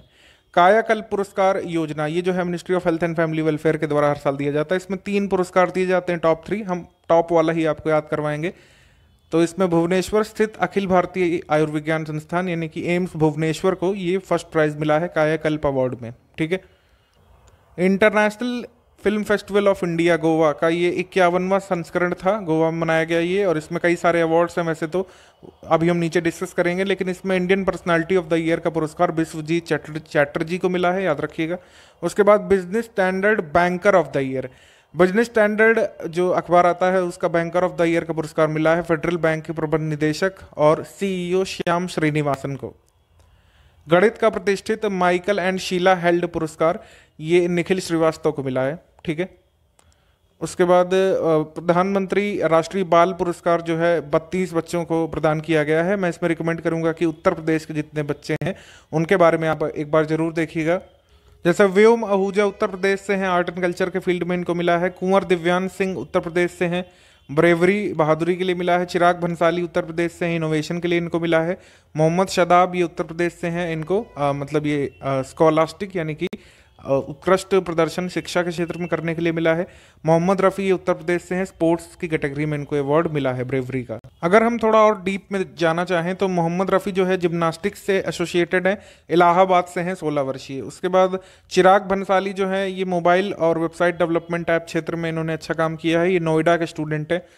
उत्तर प्रदेश वाले जरूर याद करवा रहा हूँ मैं क्योंकि इनमें से आ सकता है। मोहम्मद शदाब जो है एकेडमिक्स से रिलेटेड है। ठीक है। और ये जो संबंध रखते हैं वैसे तो यूएस से हैं, लेकिन उत्तर प्रदेश से इनका संबंध है, अलीगढ़ से। ठीक है। व्योम आहूजा ये जो है लखनऊ के लड़के हैं कि और जो है 9 म्यूजिकल इंस्ट्रूमेंट ये बजा लेते हैं। ठीक। बाकी आप जिस स्टेट से आते हैं इनका नाम एक बार जरूर देखिएगा, आपके एग्जाम में आ सकता है। उसके बाद सुभाष चंद्र बोस आपदा प्रबंधन पुरस्कार 2021, ये बहुत ही एक्सपेक्टेड पुरस्कार है जो पूछा जा सकता है आपके पेपर में। इसमें 2 श्रेणियों में पुरस्कार दिया जाता है और पिछले ही साल से शुरू हुआ है। तो इसमें व्यक्तिगत श्रेणी में डॉक्टर राजेंद्र कुमार भंडारी को ये पुरस्कार मिला है और संस्थान की श्रेणी में पुरस्कार मिला है sustainable environment and ecological development society, जिसको सीड्स के नाम से जानते हैं शॉर्ट में। तो आपके पेपर में सीड्स दे सकता है क्योंकि यूपीपीसीएस की आजकल एक खास आदत है कि फुल फॉर्म से ज़्यादा खेल रहे हैं। फुल फॉर्म आपको हर चीज़ के पता होने चाहिए, वो शॉर्ट फॉर्म ही देंगे ऑप्शन में। Sustainable environment and ecological development society या सीड्स को संस्थान की श्रेणी में सुभाष चंद्र बोस आपदा प्रबंधन पुरस्कार 2021 मिला है।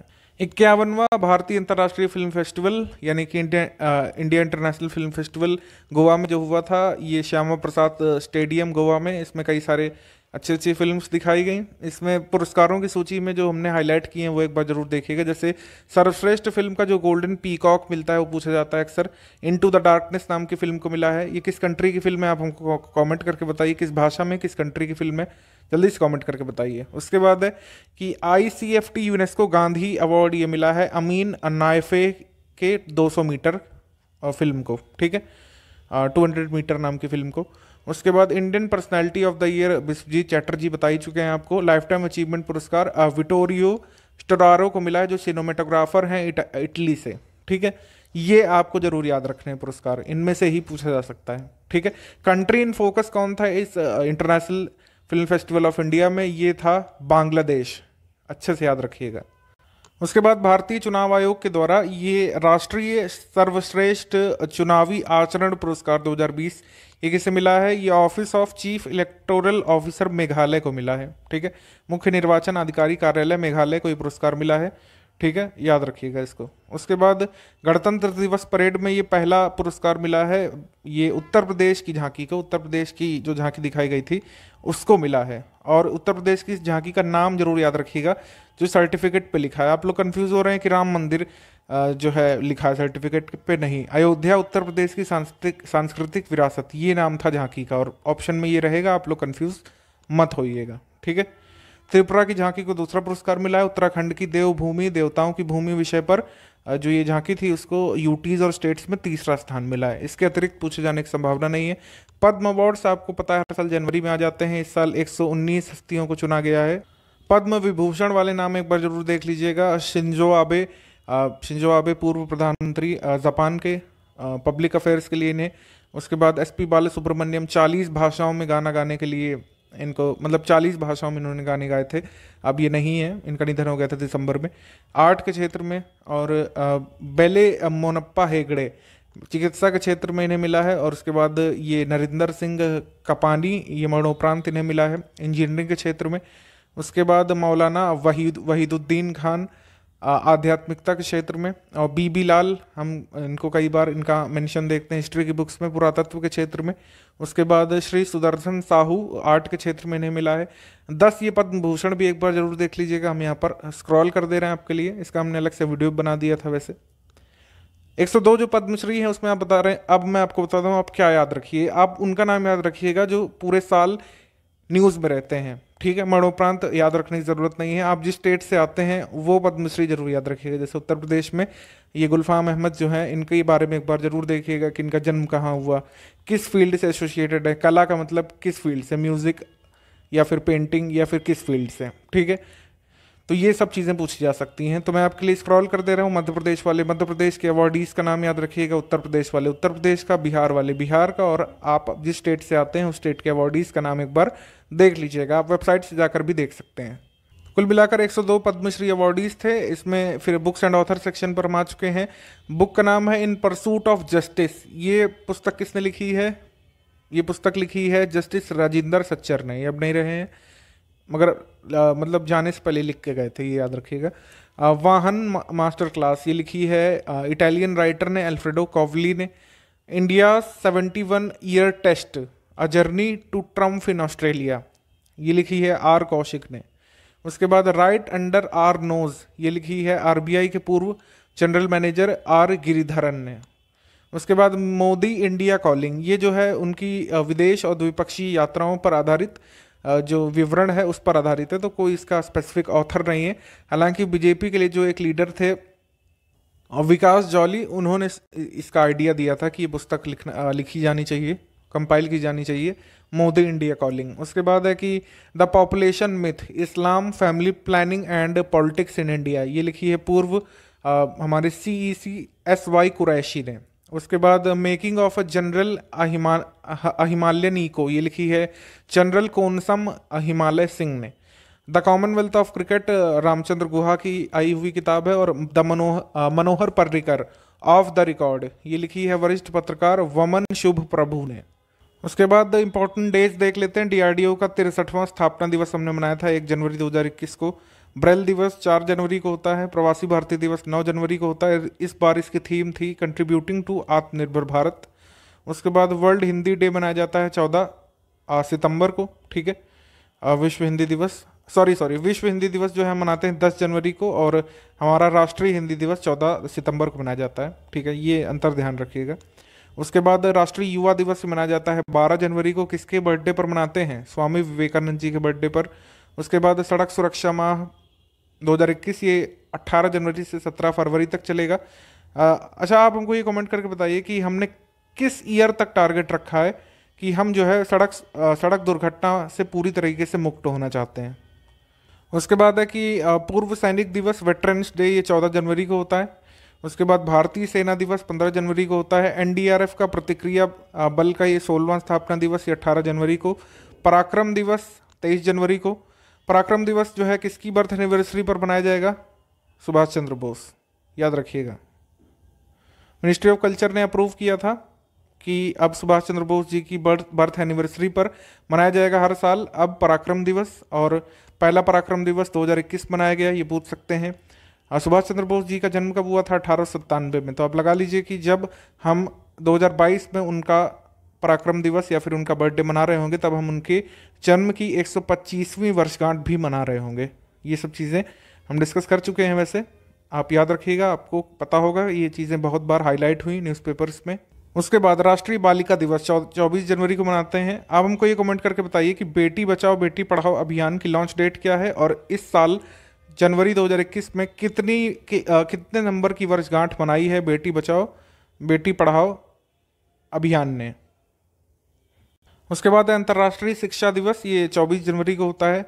राष्ट्रीय मतदाता दिवस आपको याद होना चाहिए 25 जनवरी को। Making our voters empowered, vigilant, safe and informed, ये इस बार इसकी थीम थी। उसके बाद है भारतीय राष्ट्रीय पर्यटन दिवस, ये होता है 25 जनवरी को। उसके बाद अंतर्राष्ट्रीय सीमा शुल्क दिवस, ये होता है 26 जनवरी को, गणतंत्र दिवस के दिन। उसके बाद होलोकॉस्ट के पीड़ितों की याद में अंतर्राष्ट्रीय दिवस कब होता है? 27 जनवरी को। यूएन को अगर आप फॉलो करते हैं ट्विटर पर तो ये बहुत बार हाईलाइट करते हैं वो। फेसिंग द आफ्टर मैथ, ये इस बार इसकी थीम थी। और 73वां शहीदी दिवस, ये होता है 30 जनवरी को, जब महात्मा गांधी जी की पुण्यतिथि होती है। उसके बाद आ चुके हैं हम डिफेंस करंट अफेयर पर। डिफेंस करंट अफेयर में नौसेना डीआरडीओ का जो पहला एयर ड्रॉप कंटेनर था सहायक NG, इसका सफल उड़ान परीक्षण किया गया, फ्लाइट टेस्टिंग गोवा से कुछ दूर किया गया था। ठीक है, तो हमसे पूछ सकते हैं कि ये जो सहायक NG है ये क्या है? तो ये है आपका एयर ड्रॉप कंटेनर। उसके बाद garden reach ship builders limited भारतीय नौसेना को 8वां लैंडिंग क्राफ्ट यूटिलिटी शिप बनाकर देगा।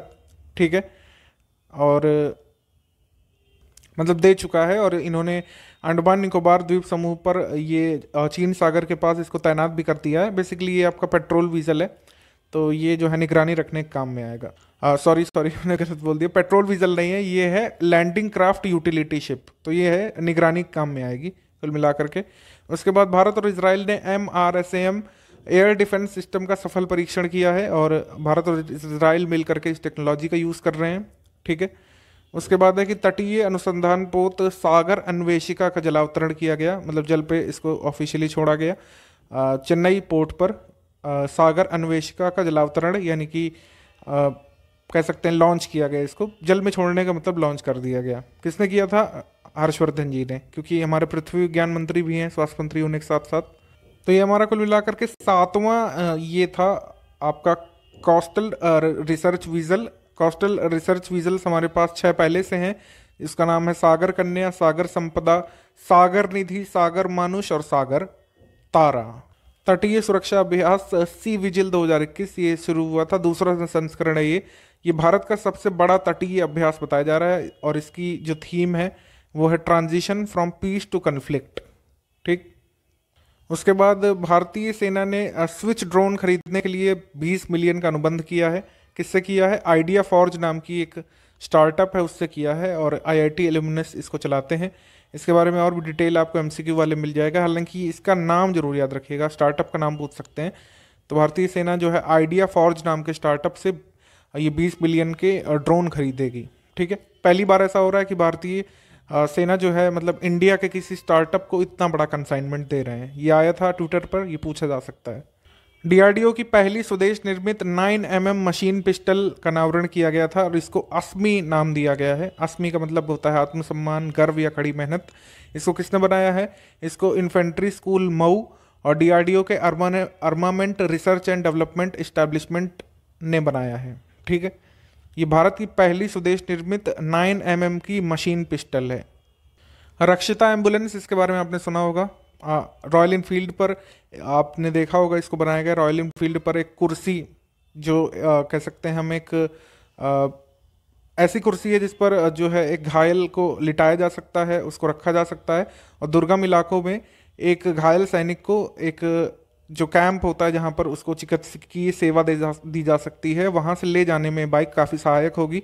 हमसे पूछ सकते हैं कि व्हाट इज़ रक्षिता, ऐसे एग्जाम में आता है क्वेश्चन कि रक्षिता क्या है। तो रक्षिता है एक बाइक एम्बुलेंस। पूछ सकते हैं ये किसने बनाई है? तो ये DRDO ने बनाई है केंद्रीय रिजर्व पुलिस बल CRPF के लिए, कि घायल जवान को कोई जवान जो है बाइक पर पीछे रख करके जो आपका जो CES यानी कि कैजुअल्टी इवैक्यूएशन सीट लगाई गई है उस पर बैठा करके आवश्यकता के अनुसार ले जा सके जहाँ पर उचित इलाज उसको मिल सके। ठीक है। रक्षिता बाइक एम्बुलेंस हमने आपको दिखा दिया है। रॉयल इनफील्ड पर देखिए इवैक्यूएशन सीट लगी हुई है जिस पर एक घायल सैनिक को दिखाया जा रहा है और एक स्वस्थ सैनिक उसको चला करके ले जा सकता है। ठीक है, ये है रक्षिता। भारत जो है रशिया का जो डिफेंस आर्म है, डिफेंस एक्सपोर्ट आर्म रोसबोर्न एक्सपोर्ट, इससे MiG-29 खरीदेगा और 12 सुखोई MKI लड़ाकू विमान खरीदेगा। ठीक है, तो ये पूछ सकते हैं डायरेक्टली कि जो MiG-29 और 12 सुखोई MKI फाइटर एयरक्राफ्ट जो है हम किस देश से खरीदेंगे, तो इसका आंसर हो जाएगा रशिया। और रशिया में किससे खरीदेंगे? रोसबोर्न एक्सपोर्ट, जो वहाँ का ऑफिशियल सरकारी एक्सपोर्ट डिफेंस आर्म है, डिफेंस कंपनी को मिला करके जो सरकार द्वारा संचालित है, रोसबोर्न एक्सपोर्ट। उसके बाद भारत फ्रांस ने डेजर्ट नाइट 2021 का ये अभ्यास किया था, जोधपुर में किया था और पहली बार ऐसा हुआ था कि राफेल भी इसमें शामिल हुए थे। ये एक महत्वपूर्ण बात है। अंडमान निकोबार कमांड ने संयुक्त सैन्य अभ्यास किया था कवच नाम से। ठीक है, कवच नाम का अभ्यास ये अंडमान सी में हुआ था, बे ऑफ बंगाल में हुआ था, इसको याद रख सकते हैं। भारतीय सेना ने किया था इसको ऑफिशियली, लेकिन इसमें फिर शामिल कर लिया गया था नौसेना को भी, भारतीय थल सेना को, वायुसेना को और तटरक्षक भी। तो मतलब इसमें हमारे सारे जो ट्राई सर्विसेज हैं वो शामिल हो गए थे। ये जॉइंट मिलिट्री एक्सरसाइज थी कवच नाम से। उसके बाद DRDO का स्वदेश विकसित SAAW, इसका सफल परीक्षण किया गया था। SAAW का मतलब है स्मार्ट एंटी एयरफील्ड वीपन। इसको चला करके देखा गया था कि सही चलता है कि नहीं, ओडिशा के तट पर। ठीक है, उसके बाद BSF ने राजस्थान सीमा पर ऑपरेशन सर्द हवा किया था। बस आपको याद रखना है ये कहाँ पर हुआ था और किसने किया था, BSF ने। उसके बाद एम्फेक्स 2021 Andaman Nicobar group of island में किया गया था और थल सेना, नौसेना, भारतीय वायुसेना इसमें शामिल हुए थे सम्मिलित रूप से। कोई विदेशी सेना को इसमें शामिल नहीं किया गया था। उसके बाद आकाश की न्यू जनरेशन मिसाइल की टेस्टिंग कहाँ पर हुई थी? ओडिशा के तट पर। ठीक है, ये सरफेस टू एयर मिसाइल है, इसका हमने काफ़ी सारा संस्करण टेस्ट किया हुआ है, लेकिन न्यू जनरेशन की टेस्टिंग एक बार फिर की थी ओडिशा के तट पर। ऑब्चुरीज वैसे तो कई सारी होती है, मैंने मोस्ट इंपॉर्टेंट छांटने की कोशिश की है। ल्यूक हार्पर का निधन हो गया था, ये WWE रेसलर थे। बूटा सिंह का निधन हो गया था, आपको पता होगा, मतलब हमारे फादर्स ने इनका नाम तो जरूर सुना होगा। तो ये राजीव गांधी गवर्नमेंट में इन्होंने सर्व किया था होम मिनिस्टर के रूप में। और कर्नल नरेंद्र पुल कुमार, ये पर्वतारोही थे, इनका निधन हो गया था। अर्जुन पुरस्कार, कीर्ति चक्र, पद्मश्री, ये सब अवार्ड इन्हें मिले हुए थे। उसके बाद एलन बर्गिस, प्रथम श्रेणी के दुनिया के सबसे वृद्ध क्रिकेटर का निधन हो गया था। उसके बाद चित्रा घोष, इस नेताजी सुभाष चंद्र बोस की भतीजी और प्रख्यात शिक्षाविद थी, इनका निधन हो गया था। सत्या पॉल, फैशन डिजाइनर का निधन हो गया। उस्ताद गुलाम मुस्तफ़ा खान, इन पर जो है क्वेश्चन बनना बिल्कुल तय है। यूपी करंट अफेयर में हमसे पूछ सकते हैं कि इनको पद्मश्री कब मिला, पद्म भूषण कब मिला, विभूषण कब मिला, संगीत नाटक अकेडमी अवार्ड कब मिला, इनका जन्म कहाँ पर हुआ था, बदायूं उत्तर प्रदेश में, किस घराने से एसोसिएटेड थे, रामपुर साहसवान घराने से। ठीक है, ये सब चीज़ें हमसे पूछ सकते हैं क्योंकि इनका निधन एक तरीके से ऑब्चुरी तो है ही, यूपी जीके का भी एक क्वेश्चन बना सकता है। डॉक्टर वी शांता, प्रसिद्ध ऑन्कोलॉजिस्ट का निधन हो गया था। ठीक है, उसके बाद प्रशांत डोरा, ये भारतीय फुटबॉल टीम के पूर्व गोलकीपर थे। ठीक है, स्कीम्स में देखेंगे, लद्दाख की भाषा, संस्कृति और भूमि के संरक्षण के लिए भूमि के संरक्षण के लिए एक समिति बनाई गई है। तो इसमें क्वेश्चन बन सकता है कि लद्दाख की भाषा, संस्कृति, भूमि के संरक्षण के लिए जो समिति बनी है उसकी अध्यक्षता कौन कर रहे हैं? अध्यक्षता कर रहे हैं गृह राज्य मंत्री किशन रेड्डी। ठीक है, इनका नाम याद रखिएगा, बस यही पूछा जा सकता है। उसके बाद स्वास्थ्य बीमा उत्पादों की उपलब्धता की जांच के लिए जो पैनल बनाया गया है, इसकी अध्यक्षता कौन करेंगे? इसकी अध्यक्षता करेंगे IRDAI के जो इस समय चेयरपर्सन है सुभाष चंद्र खुंटिया, ये करेंगे। श्रम शक्ति पोर्टल ये बनाया गया है, जनजातीय मामलों के मंत्रालय में जो इस समय हेड हैं श्री अर्जुन मुंडा, उन्होंने इसको लॉन्च किया है, श्रम शक्ति पोर्टल। और श्रम साथी मैनुअल भी लॉन्च किया है। तो हमसे पूछ सकते हैं श्रम शक्ति पोर्टल किस मंत्रालय से एसोसिएटेड है, तो हम इसमें लगाएंगे जनजातीय मामलों के मंत्रालय। स्टार्टअप इंडिया सीड फंड के तहत जो है 945 करोड़ रुपए जारी किए गए हैं। ठीक है, स्टार्टअप सीड फंड को केंद्र सरकार के द्वारा और ऑफिशियली PM मोदी जी के द्वारा इसमें लॉन्च किया गया था, ये आप याद रख सकते हैं। और इसको इम्प्लीमेंट कौन कर रहा है सीड फंड को, ये पूछ सकते हैं, तो department of promotion of industries and internal trade कर रहा है। ठीक है, ये प्रधानमंत्री street vendor Atmanirbhar Nidhi scheme जो है स्वनिधि, ये पूरे साल चर्चा में रही थी कोविड के बाद से ही। ठीक है, इसमें एक डेवलपमेंट है, इसमें हमसे पूछ सकते हैं कि स्वनिधि के तहत लोन देने के मामले में टॉप पर कौन है। तो 3.5 लाख करीब लोन जो है डिस्पर्स किए हैं उत्तर प्रदेश ने। तो उत्तर प्रदेश जो है इस स्वनिधि स्कीम के इम्प्लीमेंटेशन में टॉप पर है, ये याद रखिएगा, ठीक है। स्टैचू ऑफ यूनिटी के लिए 8 ट्रेनें चलाई गई थी। स्टैचू ऑफ यूनिटी को कहाँ कहाँ से जोड़ा जाएगा? वाराणसी, दादर, अहमदाबाद, हजरत निजामुद्दीन, रीवा, चेन्नई और प्रतापनगर से। चूंकि हम यूपी पर ज़्यादा फोकस करेंगे, हमसे पूछ सकते हैं कि वाराणसी से केवड़िया की ओर जाने वाली ट्रेन कौन सी है, ठीक है। हम इसको बताएंगे एमसीक्यू वाले सेक्शन में। स्पोर्ट्स करंट अफेयर देख लेते हैं। सर्बिया में व्यक्तिगत कुश्ती विश्व कप में अंशु मलिक ने ये रजत पदक जीत लिया था और कह सकते हैं कि पहली बार पोडियम स्थान प्राप्त करने वाली देश की पहली पहलवान बनी। पोडियम स्थान का मतलब क्या है? पोडियम स्थान का मतलब है कि कोई भी एक मेडल जीतना, गोल्ड, सिल्वर या ब्रॉन्ज में से। तो सिल्वर जीता है अंशु मलिक ने, ठीक है, सर्बिया में। उसके बाद BWF ने रूसी बैडमिंटन खिलाड़ी निकिता खाकिमोव, ये पुरुष हैं, ध्यान रखिएगा, इनको 5 साल के लिए बैन कर दिया है, ठीक है।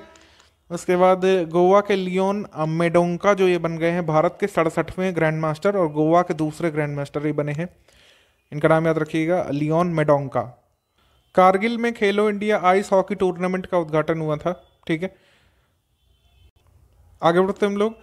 पहली महिला अंपायर बनी क्लेयर पोलोस्क। क्लेयर पोलोस्क जो है पिछले साल भी चर्चा में रही थी। ये पहली वनडे इंटरनेशनल मैच में भी अंपायर बनी थी। ओमान और नामीबिया के बीच जो ये डिवीज़न 2 का मैच खेला गया था उसमें भी ये फील्ड अंपायर बनी थी। और ये सिडनी में जो भारत ऑस्ट्रेलिया का टेस्ट मैच हुआ था इसमें 4th अंपायर बनी थी।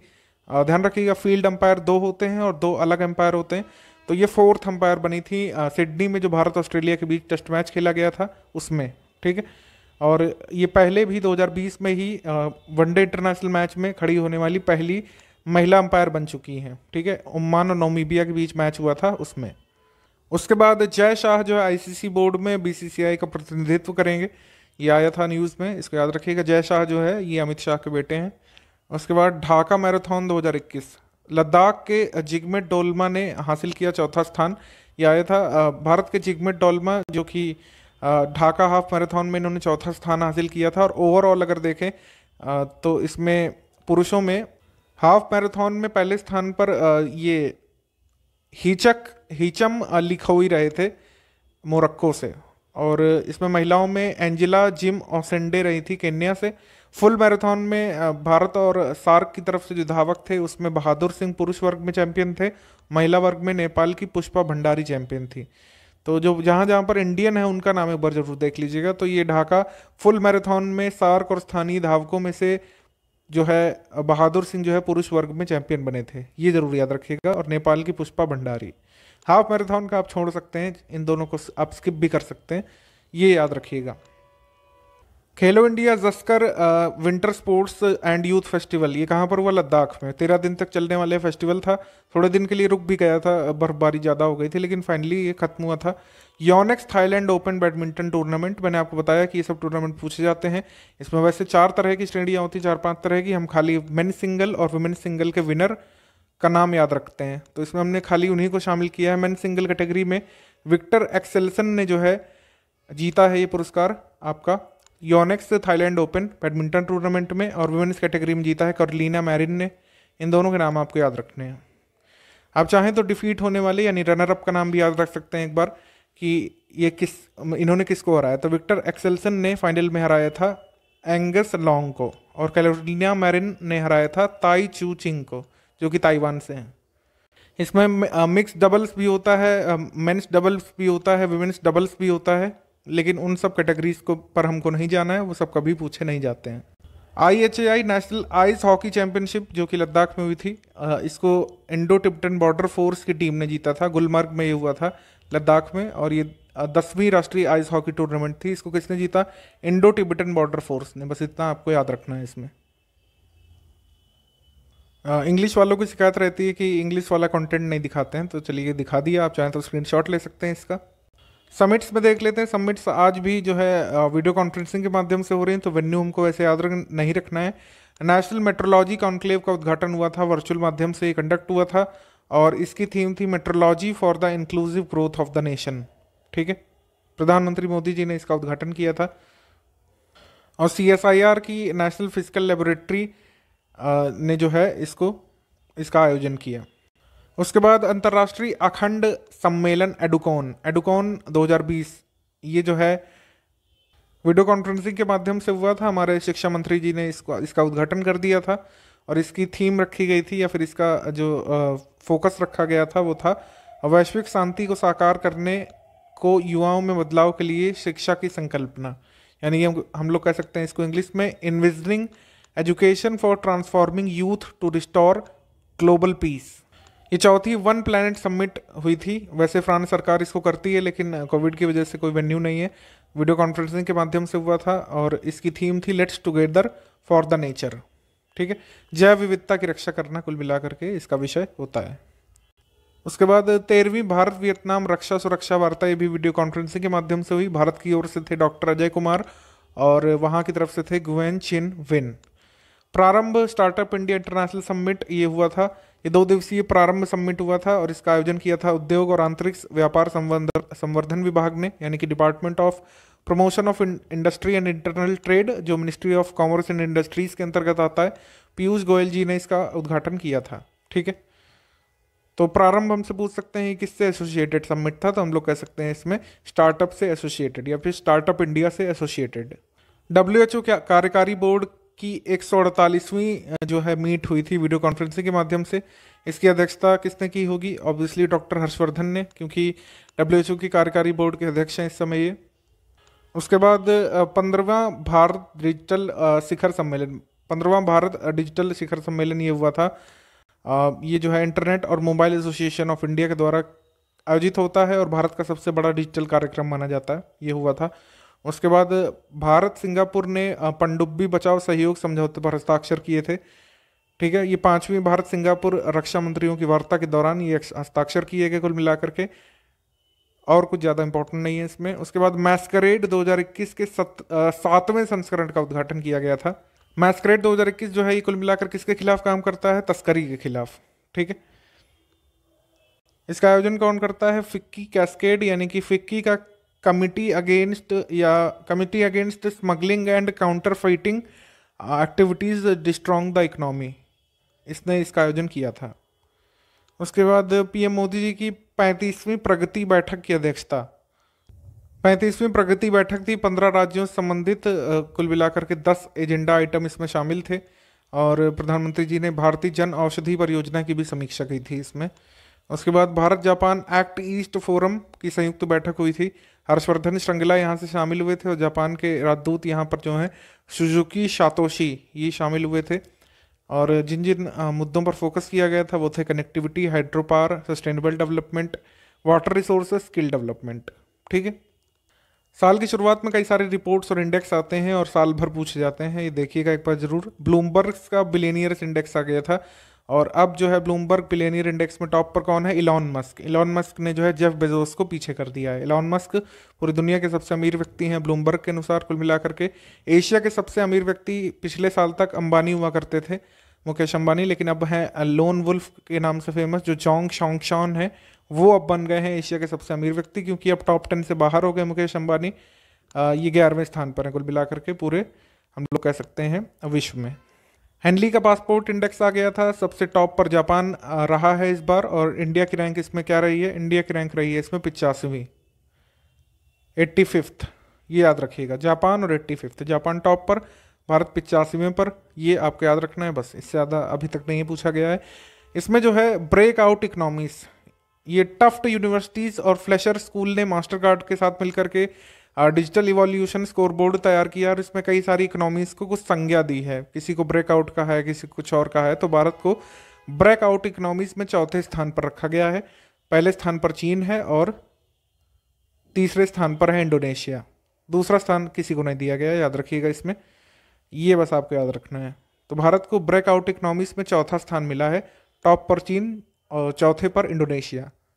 अब जिस इनोवेशन इंडेक्स की बात की जानी है ये हमारे पेपर्स में आना ही आना है, मतलब कोई शक ही नहीं है कि नहीं आएगा, ये आएगा ही आएगा। नीति आयोग के द्वारा इंडिया इनोवेशन इंडेक्स का ये दूसरा संस्करण आ चुका है। इसमें टॉप पर है मेजर स्टेट्स में कर्नाटका और नॉर्थ ईस्टर्न और हिल स्टेट्स में टॉप पर हिमाचल प्रदेश, यूटीज़ और सिटी स्टेट्स में है दिल्ली टॉप पर, हालांकि इतना ही नहीं याद रखिएगा, जितना इस इनोवेशन रिपोर्ट कार्ड में लिखा हुआ है पूरा आप रट जाइएगा, इसको स्क्रीनशॉट ले लीजिए, अपने मन में उतार लीजिए और याद रखिए कि इसमें आना ही आना है आपके पेपर में सवाल।